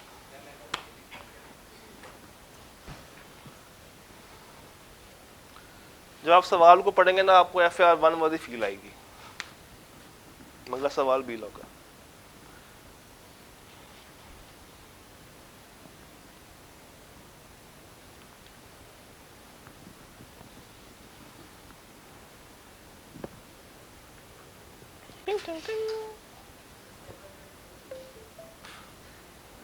हाँ, मैथ वाले स्टेप करने हैं ना। चले मैं ओवरव्यू देता हूँ सवाल का।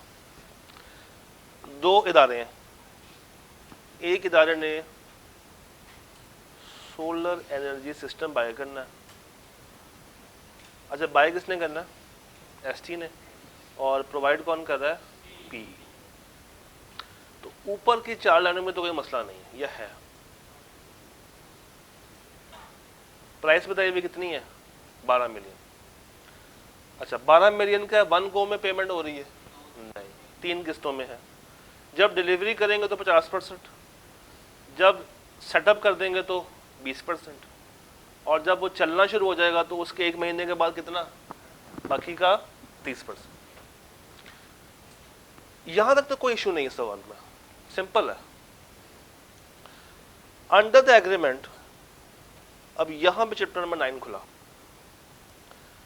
पीई एग्री टू पे 5,000 पर डे अगर वो इन माइलस्टोन्स को अचीव ना कर सके। पेनल्टी याद पड़ा?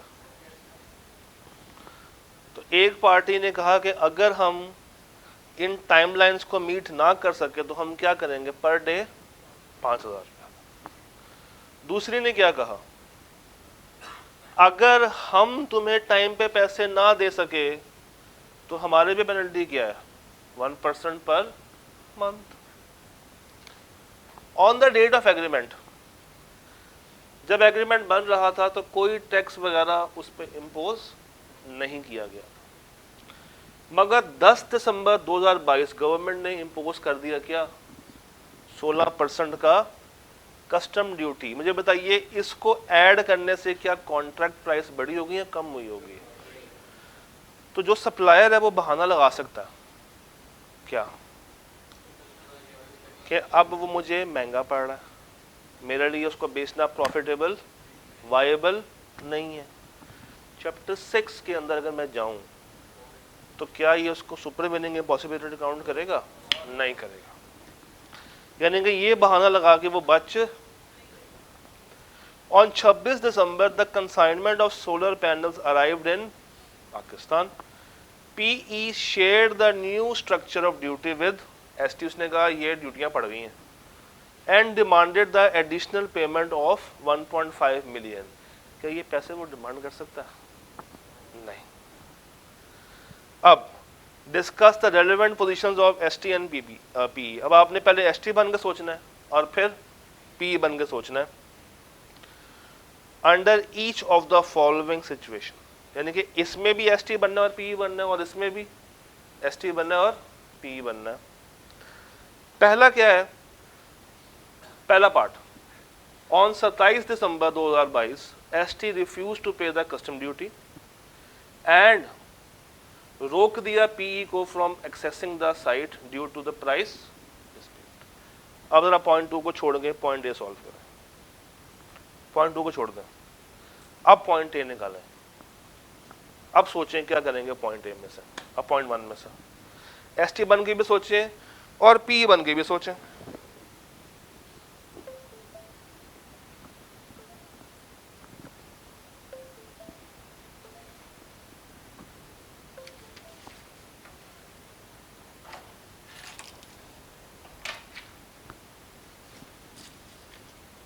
सोचो सोचो सोचो।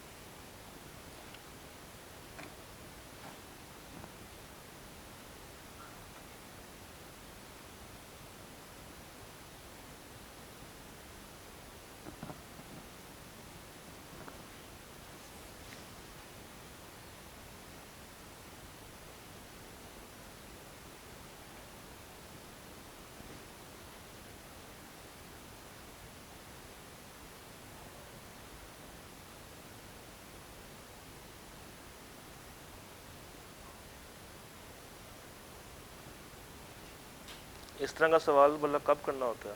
एग्ज़ाम के पहले घंटे में? कब से आपने, ताकि बाकी सवालों का ये टाइम ना खाए, क्योंकि उसको पढ़ने पढ़ने में आप लोगों ने 20 मिनट निकाल देने हैं, जितने में कम से कम 10 नंबर का कोई और सवाल सॉल्व किया जा सकता है। तो मान के हम रिकॉर्ड करें, अब उसका बंद नहीं करना।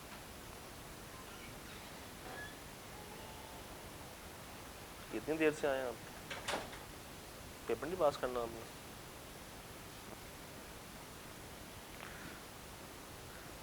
चलिए मुझे ये बताएं, बस सुन लें, मुझे बताइए पीई ने कहा था कि जो नई ड्यूटी लगी है वो पे होगी, तो क्या वो पेमेंट बनती है उनकी? पक्की बात। अगर पीई इस झंझट में रहे बट स्टिल वो सोलर सिस्टम लगाने पहुंच जाए, और एसटी क्या कर रहा है उसको पॉइंट 1 में उसको रोक रहा है कि तुमने कमीशनिंग साइड पे नहीं आना। पीई वाले प्राइस डिस्प्यूट को मद्देनजर रखते हुए भी कह रहे हैं कि चलो हम आपको लगा देते हैं, मगर एसटी वाले लगाने नहीं दे रहे। क्या ये रेसिप्रोकल प्रॉमिस है कि एक पार्टी परफॉर्मेंस देने को तैयार है, दूसरी पार्टी उसका परफॉर्मेंस नहीं ले रही?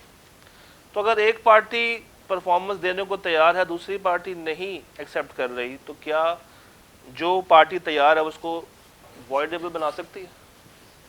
क्या वो एग्रीड पार्टी काउंट की जा सकती है? तो अगर वो अपनी ऑफर ऑफ परफॉर्मेंस देने को तैयार है, तो क्या हम उसको एक वैलिड टेंडर कह सकते हैं? वैलिड टेंडर है। और वैलिड टेंडर होने के लिए कितने फीचर्स पूरे करने पड़ते हैं? जो 6 बातें लिखी हुई हैं। इसका मतलब है कि एक पार्टी तैयार है, दूसरी पार्टी तैयार नहीं है, तो जो पार्टी तैयार है वो साबित अगर कर दे कि वो 6 फीचर्स पूरे कर रहे हैं, प्राइस डिस्प्यूट को सामने रखते हुए भी वो कहते हैं कि हम आपको ये सिस्टम लगाने पे तैयार हैं, और वो रोक रहे हैं, तो फिर अब जिम्मेदारी किस पे जाएगी? एसटी पे जाएगी। किस पे जाएगी?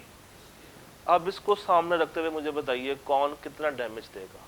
क्योंकि देखें, also identify the remedies if any available to both ST and PE. तो बताइए रेमेडी, ब्रीच, डैमेजेस कौन क्या क्या कितने करने देगा? सोचें।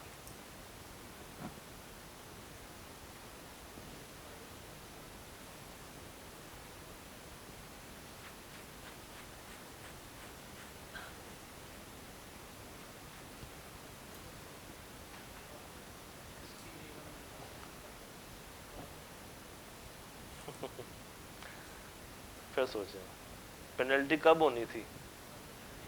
पेनल्टी कब होनी थी? On the failure to pay the amount on due date. उसके तो बारी भी नहीं आई। ये सिस्टम इन्होंने मंगवाया किसके लिए? अगर मैं पी की बात करूं तो ये सिस्टम किसके लिए मंगवाया है? एसटी के लिए मंगवाया है। अगर एसटी परचेज नहीं कर रही तो मार्केट में बेचना पड़ेगा, सस्ता करके बेचेंगे। Difference between contract price and, तो ऑर्डिनरी डैमेज क्लेम किया जा सकता है। आप दूसरी पार्टी का सोच के बता दें।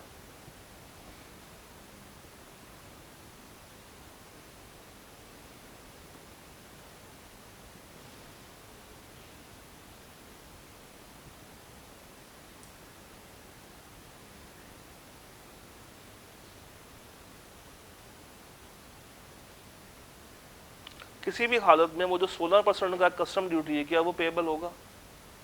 वो पेएबल नहीं होगा। तो एसटी अगर कोई नुकसान उसको हो रहा है तो वो उससे उसकी रीजनेबल कंपनसेशन डिमांड कर सकते हैं, और अगर नुकसान नहीं हो रहा तो कोई रीजनेबल कंपनसेशन डिमांड, तो ये साबित करना पड़ेगा कि नुकसान हो रहा। वो साबित कहाँ पे करेंगे? कोर्ट में साबित करेंगे। अब पॉइंट 2 देख लें।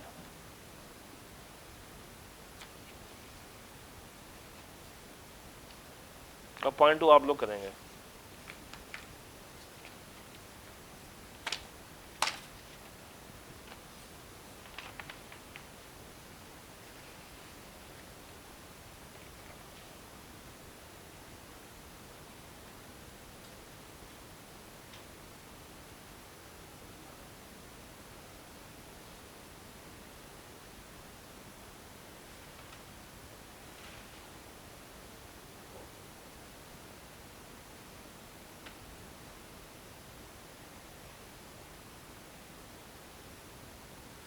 थ्रेटन्ड का वर्ड जब आप लोगों ने पढ़ा तो कुछ ज़हन में आया? क्या ज़हन में आया? क्या ज़हन में आना चाहिए था? क्वेश्चन। इसका मतलब है कि अगर एक पार्टी दूसरी पार्टी को थ्रेट कर रही है, उसके ऊपर क्वेश्चन एक्सरसाइज कर रही है, तो जिस पे एक्सरसाइज हो रही होगी वो पार्टी क्या कहलाएगी? जो कर रहा है वो डिफॉल्टिंग पार्टी। आप सोचें इसका आंसर क्या बनेगा? ये जो 2% बच्चे हैं ना, अगर इस सवाल को इतना भी तोड़ के लिख देंगे तो बहुत है, तो बहुत है। मतलब जो 2% बच्चे आई के बता रहा है, शायद उन्होंने भी इसको ऐसे ही कुछ ना कुछ ढूंढ ढांड के लिख लिया होगा, जिससे वो कम से कम कहाँ तक पहुंच गए होंगे। को 2-4 नंबर यहाँ से निकाल रहे हो, को 2-3 नंबर यहाँ से निकाले, 5 तक वो फिर भी देखो ना, थ्रेटन का वर्ड सामने आया, क्वेश्चन जेन में आ गया। 16% वाला पॉइंट आप लिख सकते थे कि ये क्लेमेबल नहीं है। उसके बाद ये तो अचीव ही नहीं हुआ क्योंकि अभी तक कोई स्लॉट, कोई ड्यू डेट आई ही नहीं है। तो इस तरह के बहुत सारे पॉइंट्स हैं जो कि आप यहाँ से निकाल सकते हैं। अब बताएं 2 का ऑप्शन, 2 का आंसर क्या होगा?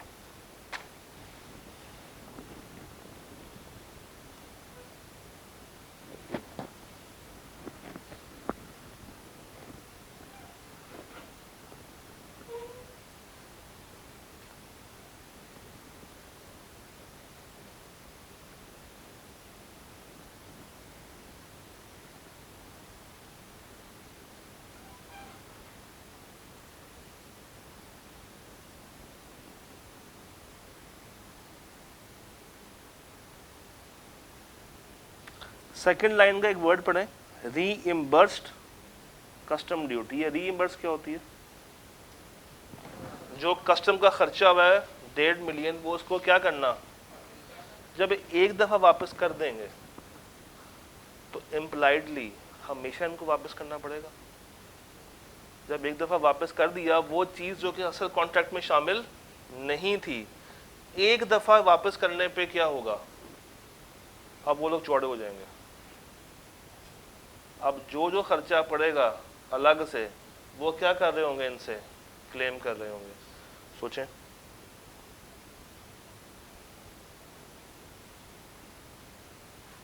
क्योंकि देखें ना, असल कॉन्ट्रैक्ट में तो वो 1.5 मिलियन कहीं भी नहीं थे। तो अब अगर उसको पे कर रहे हैं तो क्या मैं कह दूं कि असल कॉन्ट्रैक्ट को चेंज किया जा रहा है? क्या नया बन रहा है? एग्जिस्टिंग में चेंज कर रहे हैं? ऑल्ट्रेशन है, नोवेशन है? ऑल्ट्रेशन।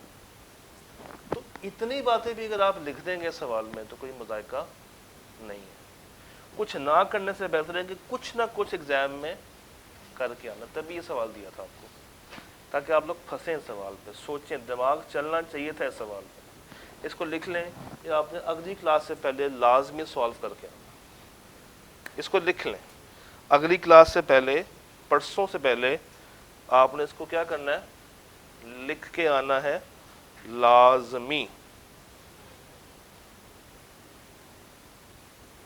Spring things.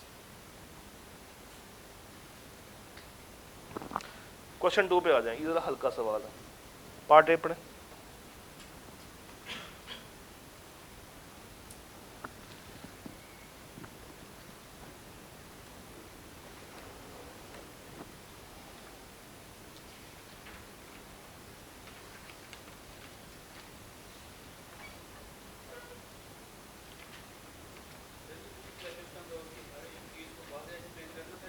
नहीं नहीं, बस मतलब जितना लिख सकते हैं उतना लिखते जाएं। जितना गहराई में घुसेंगे, नंबर इतने नहीं थे कि आप हर चीज़ के लिए, अगर तो लिख लिया तो बहुत अच्छी बात है। मैं नेक्स्ट क्लास से पहले इसको चेक ज़रूर कर दूँगा। इसको सेव रखिएगा अपने पास, ठीक है?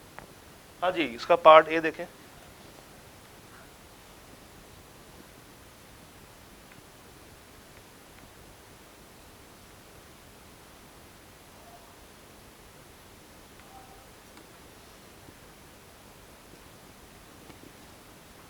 टॉपिक कौन सा है? पार्टनरशिप। शाबाश।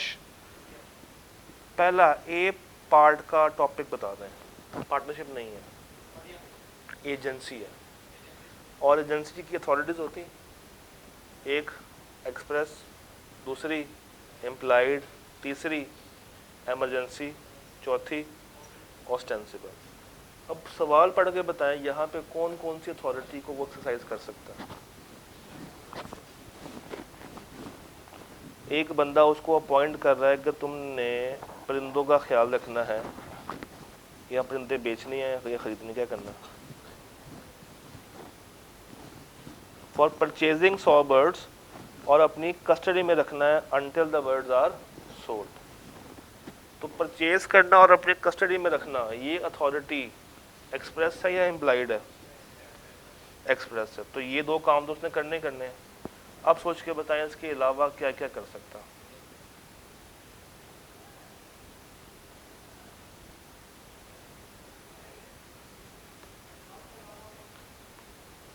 परिंदे हैं, परिंदों में एक मसला होता है, मर सकते हैं, बहुत जल्दी बीमार हो जाते हैं, पेरिशेबल नेचर के होते हैं।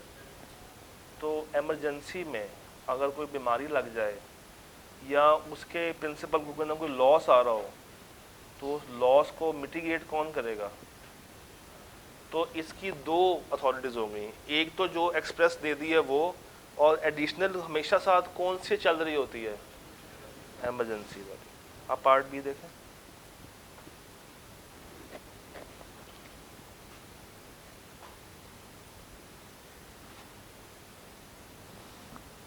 एंड डोंट टेल मी कि ये रट्टे वाला सवाल नहीं है।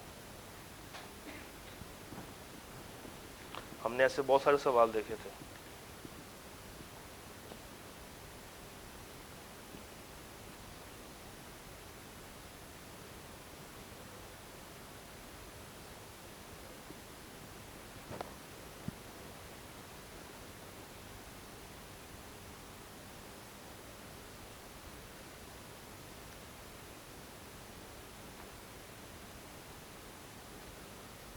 ज़हन में आ रहा है? क्या ज़हन में आ रहा है? चैप्टर 13 के शुरू में दो लिस्टें हैं, एक वो जो काम कर सकता है इम्प्लाइडली, और एक वो जो काम, तो 8 नंबर के लिए। अब इसको मैं लॉजिकल सवाल काउंट करूं, ये टाइप 2 है, ये टाइप 2 सवाल है। 34 नंबर का तो वैसे रटा था, और क्या ये रटे से कम है? उसमें ऐड कर लेते हैं फिर। 34 और 8 कितने हो गए? 42। पार्ट सी देखें।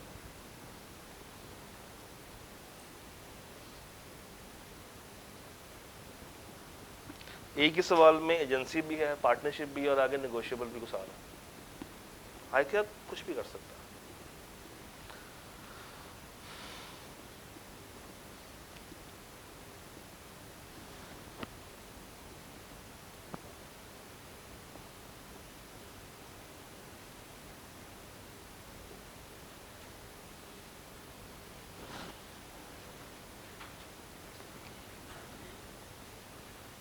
बिल ऑफ एक्सचेंज या कोई भी नेगोशिएबल इंस्ट्रूमेंट हो, सुनिएगा बात।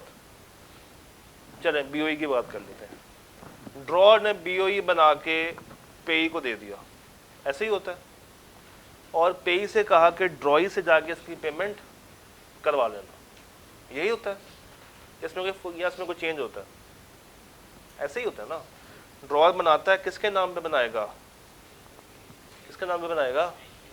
और किसको देगा? पेई को देगा कि जाके किससे कैश करवा लो। जब पेई भाई पहुंचेंगे ड्रॉई के पास कि मुझे ये कैश कर दो, तो ड्रॉई एक्सेप्ट करने से पहले दो चीजें बड़े गौर से देखता है। एक, नंबर 1, क्या बिल ऑफ एक्सचेंज सही बना होगा? नंबर 2, क्या ये सही से एंडोर्स हुआ? तो इसमें 4 नंबर के लिए आपको 2 डिफरेंट फीचर्स बताने थे। पहला, बिल ऑफ एक्सचेंज के valid essentials, and second, endorsement के वैलिड एसेंशियल्स। मैं रिपीट करता हूँ। जब पेई बिल ऑफ एक्सचेंज लेके जाता है किसके पास? ड्रॉई के पास। तो ड्रॉई ने क्या करना होता है? ड्रॉई ने क्या करना होता है? एक्सेप्ट करने से पहले 2 चीज़ें वेरीफाई करनी होती हैं। क्या ये जो बिल ऑफ एक्सचेंज बना है वो सही बना है कि नहीं बना, एंड सेकंड, ये सही से एंडोर्स हुआ है या? तो आपने ये बातें लिखनी थी, उनके एसेंशियल्स लिखने थे। अब अगेन क्या ये रटा नहीं है? क्या ये क्रैमिंग नहीं है? अगर मैं ये सवाल गायब कर दूं, सिर्फ इतना सवाल लिखूं कि बताएं एक ड्रॉई है, सॉरी एक पेई है जो कि ड्रॉई के पास गया है और उसने एक्सेप्ट करना है, बताएं क्या क्या चीज़ें वो वेरीफाई करेगा। तो it can become a straight forward question. अब 4 नंबर ऐड कर दें, 34 जमा 8 जमा 4 कितने हो गए? कितने हो गए? 34, 38, 46। पार्ट डी पढ़े।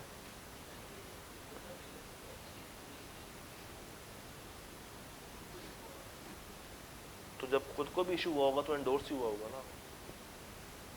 जब एक बंदा बना के दूसरे को देता है, एंडोर्समेंट तो वो भी कहलाती है। एंडोर्समेंट तो डे 1 से स्टार्ट हो जाती है। जब से ड्रॉर ने पे को दिया, it is also a endorsement. फिर जैसे जैसे वो आगे जाता जाएगा, हर स्टेप पे क्या चीज़ ऐड होती जाएगी? एंडोर्समेंट। ये पॉइंट पढ़े। एंड डोंट टेल मी कि ये रटा नहीं है। होल्डर इन ड्यू कोर्स बनने के लिए क्या क्या कंडीशंस मुझे पूरी करनी पड़ती? अब क्या ये लॉजिकल सवाल है? बताएं, क्या ये लॉजिकल सवाल है? नहीं। दिस इज ऑल्सो अ, तो उसमें 3 नंबर और ऐड कर लें। फिर कहानी कहाँ तक पहुंची है? 49। आधा पेपर क्रैमिंग से भरा हुआ। 34 का टाइप 1 मुझे मिल गए हैं और तकरीबन 16 नंबर या 15 नंबर के मुझे टाइप 2 सवाल मिल गए। अब अगर वो सवाल जो था ये वाला, ये सही नहीं भी हुआ, कुछ नहीं किया, छोड़ा है खाली, नहीं लिख कर आए कुछ भी, या फिर भी मैं 90 में से पास नहीं हो सकता? जिस पेपर में 50 नंबर ही रट्टे के छुपे हुए हैं और अभी मैंने एमसीक्यूज काउंट नहीं किए, क्या उस 50 में से मैं 35 भी नहीं ले सकता? मैं 40 भी नहीं ले सकता? या मैं 30 भी नहीं ले सकता? 30 भी अगर लिए हो और एमसीक्यूज में से 10 नंबर भी ले लिए हो, कितने बन गए हैं? चले ये सवाल नहीं आता, छोड़ दिया, आगे चले जाते हैं। इसका जो पार्ट ए था, 4 नंबर में से ए का तो नंबर निकाल लिया होगा इस पार्ट ए में से। अच्छा, फिर आगे आता हूँ, ये वाला नहीं आता क्वेश्चन नंबर 4, कोई बात नहीं, ये आसान था, इसमें तो कहानी समझ आ रही थी। तो ये 6 नंबर में से कोई 3 ले लें आप, 3 और 1 4, पीछे रह गए 6। अच्छा जी, 6 रह गए। ये अभी देखते हैं 7 इसमें क्या है। 6, ये सवाल था परफॉर्मेंस के ऊपर, जो अजलों से आए क्या पूछ रहा है, जॉइंट प्रोमिसर्स और प्रोमिसी वाला, जिसमें हम लोग एक रूल लगाते हैं, सब्जेक्ट को नहीं तोड़ना और ऑब्जेक्ट को हम लोग, ये बिल्कुल पास्ट पेपर से उसने उठाया हुआ सवाल, एग्जैक्ट कॉपी पेस्ट है। और हाउ मैनी मार्क्स? 5 मार्क्स। तो सर जी पास तो बंदा हो सकता है, मगर शर्त क्या रखी थी हमने? एक अच्छी क्रैमिंग फिर भी हमें ना चाहते हुए भी करनी पड़ेगी अगर आपने इस पेपर को वाकई में निकालना है। तो अगर लेके बैठना तो पहले लेके बैठे रहे। हाँ जी जी, हाँ जी। तो 8 का ए का 1 अलग पेज पे, 8 का ए का 2 अलग पेज पे और 8 का बी अलग पेज पे। चलें जी, ये सवाल करें, उसके बाद छुट्टी करते हैं। ये 7 देखें जरा, ये भी आसान सवाल है, पता लंबा है लेंथ में, मगर कॉन्सेप्ट आसान है। देखें टॉपिक बस मुझे निकाल के बताएं कि क्या टेस्ट किया जा रहा है।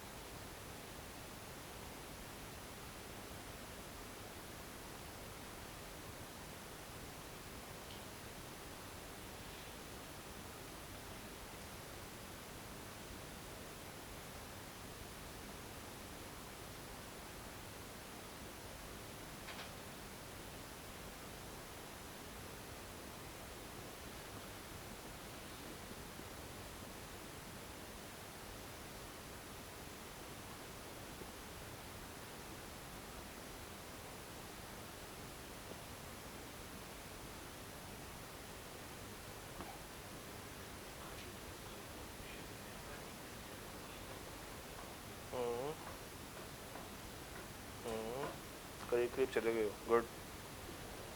उससे पहले क्या हो रहा है? कंटिंजेंट भी है।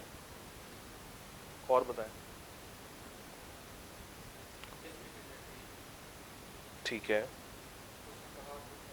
कर कुछ और रहा है, बिल्कुल हो सकता है। आफ्टर ग्रेजुएटिंग, अब देखते हैं, उसके बाद एंड करते हैं, लास्ट 10 मिनट्स।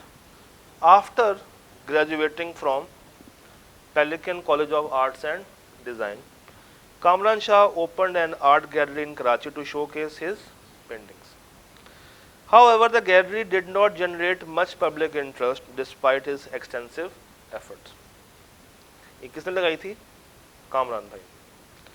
कामरान अपने उस्ताद के पास गया, उसका नाम है आदिल, जो कि उस पी कैड का क्या है, उसी कॉलेज का क्या है, ओनर है, जहाँ से उसने क्वालिफाई किया था।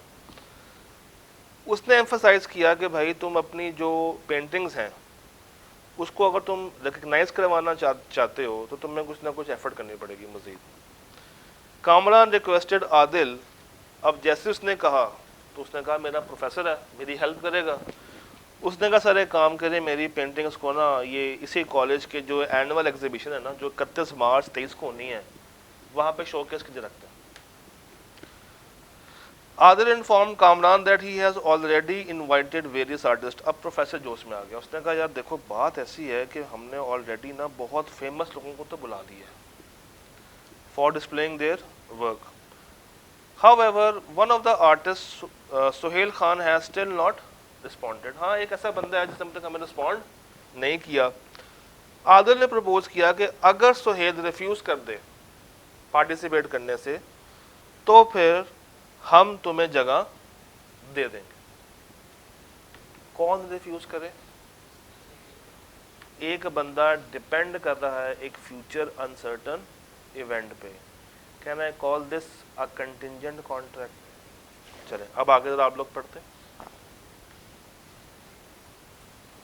अच्छा, ये कंटिंजेंट कॉन्ट्रैक्ट कब पूरा होगा? जब सोहेल या तो एक्सप्रेसली कह दे कि मैं नहीं आ रहा, या इम्प्लाइडली उस दिन अपनी पेंटिंग शेयर ना करे। दोनों केसेस में सोहेल की जगह पे कौन आ सकता है? कामरान आ सकता है। चलें अब आगे चलें जरा, अब आगे मुझे बताएं क्या होगा।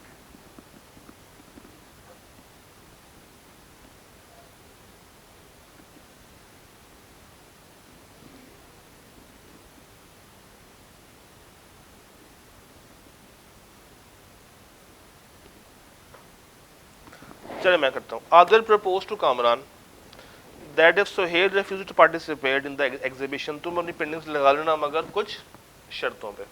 पहली शर्त क्या रखी? कामरान क्या पे करेगा?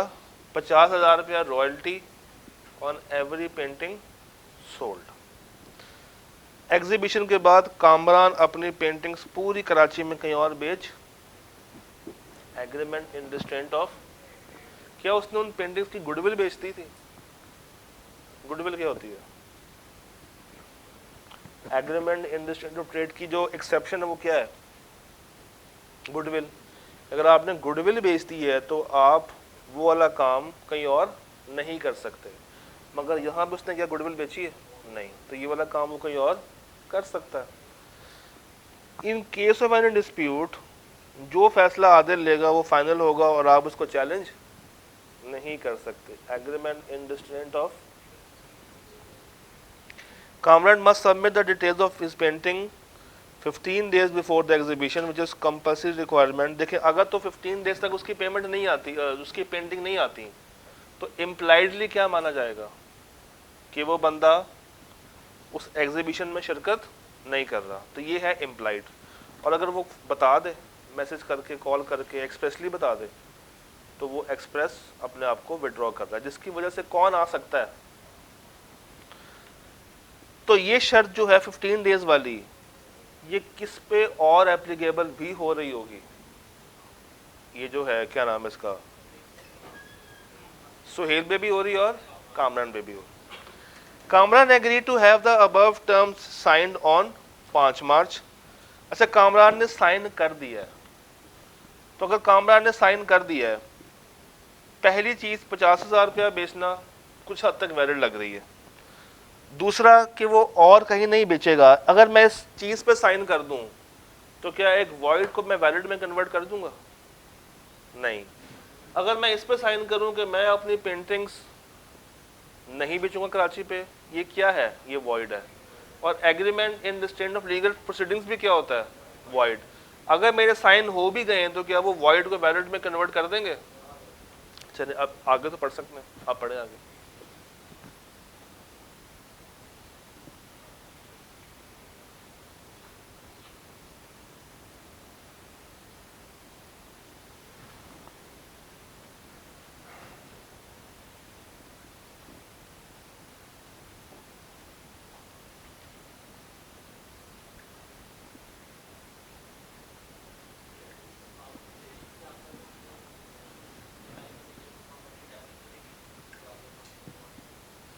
डिफाइन कर दिया, उसके बाद बता दिया कि ये हमें कंटिजेंट लग रहा है, जो कब पूरा होगा? जब यहाँ एक्सप्रेसली वो इनकार कर दे या उसकी पेंटिंग्स 15 डेज में ना आए। उसके बाद आप बताएंगे कि ये इनमें से कौन सी बातें वैलिड है, कौन सी बातें इन्फोर्सेबल हैं, कौन सी नहीं है। इन चार, ये इन्फोर्सेबल है, ये इन्फोर्सेबल नहीं है, ये भी नहीं है, और ये है। और क्यों है क्यों नहीं है उसकी रीजन साथ आ जाएगी।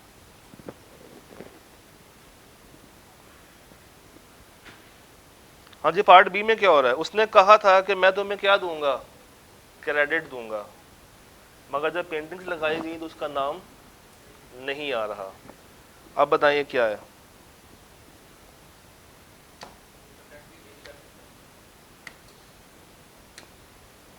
तो चैप्टर बताइए ना। 4 में क्या? या फ्रॉड होगा या मिसरिप्रेजेंटेशन होगी, दोनों बातें, दोनों बातें। अगर तो वो जान के कर रहा तो क्या होगा? और अगर उसकी नीयत नहीं है मगर उसे हो गया तो आपको दोनों बातें लिखनी पड़ेंगी, क्योंकि सवाल खामोश है। आई के अपने भी इसको 2 आंसर दिए हैं। उसने उसको पहले बताया विद रिस्पेक्ट टू मिसरिप्रेजेंटेशन, और फिर बताया विद रिस्पेक्ट टू फ्रॉड। ये सवाल पे लिख कर आ सकते हैं क्या? इतनी आप से मैं उम्मीद लगा सकता हूँ। अब तो पेपर भी करीब है, कभी ना कभी तो लिखना ही है। हो जाएगा पक्का? 2 काम करने हैं, एक तो ये 2 सवाल लिखने हैं, और ऑटम 23 के एक दफ़ा MCQs घर से खुद प्रैक्टिस करके आना, ताकि जब हम डिस्कस करें परसों तो एक अच्छी फील आए कि यार मैंने भी घर पे इसको अटेम्प्ट किया था। हो जाएगा? श्योर? चलिए ऑटम 23 के लिए मुलाकात करते हैं परसों। रब रखा।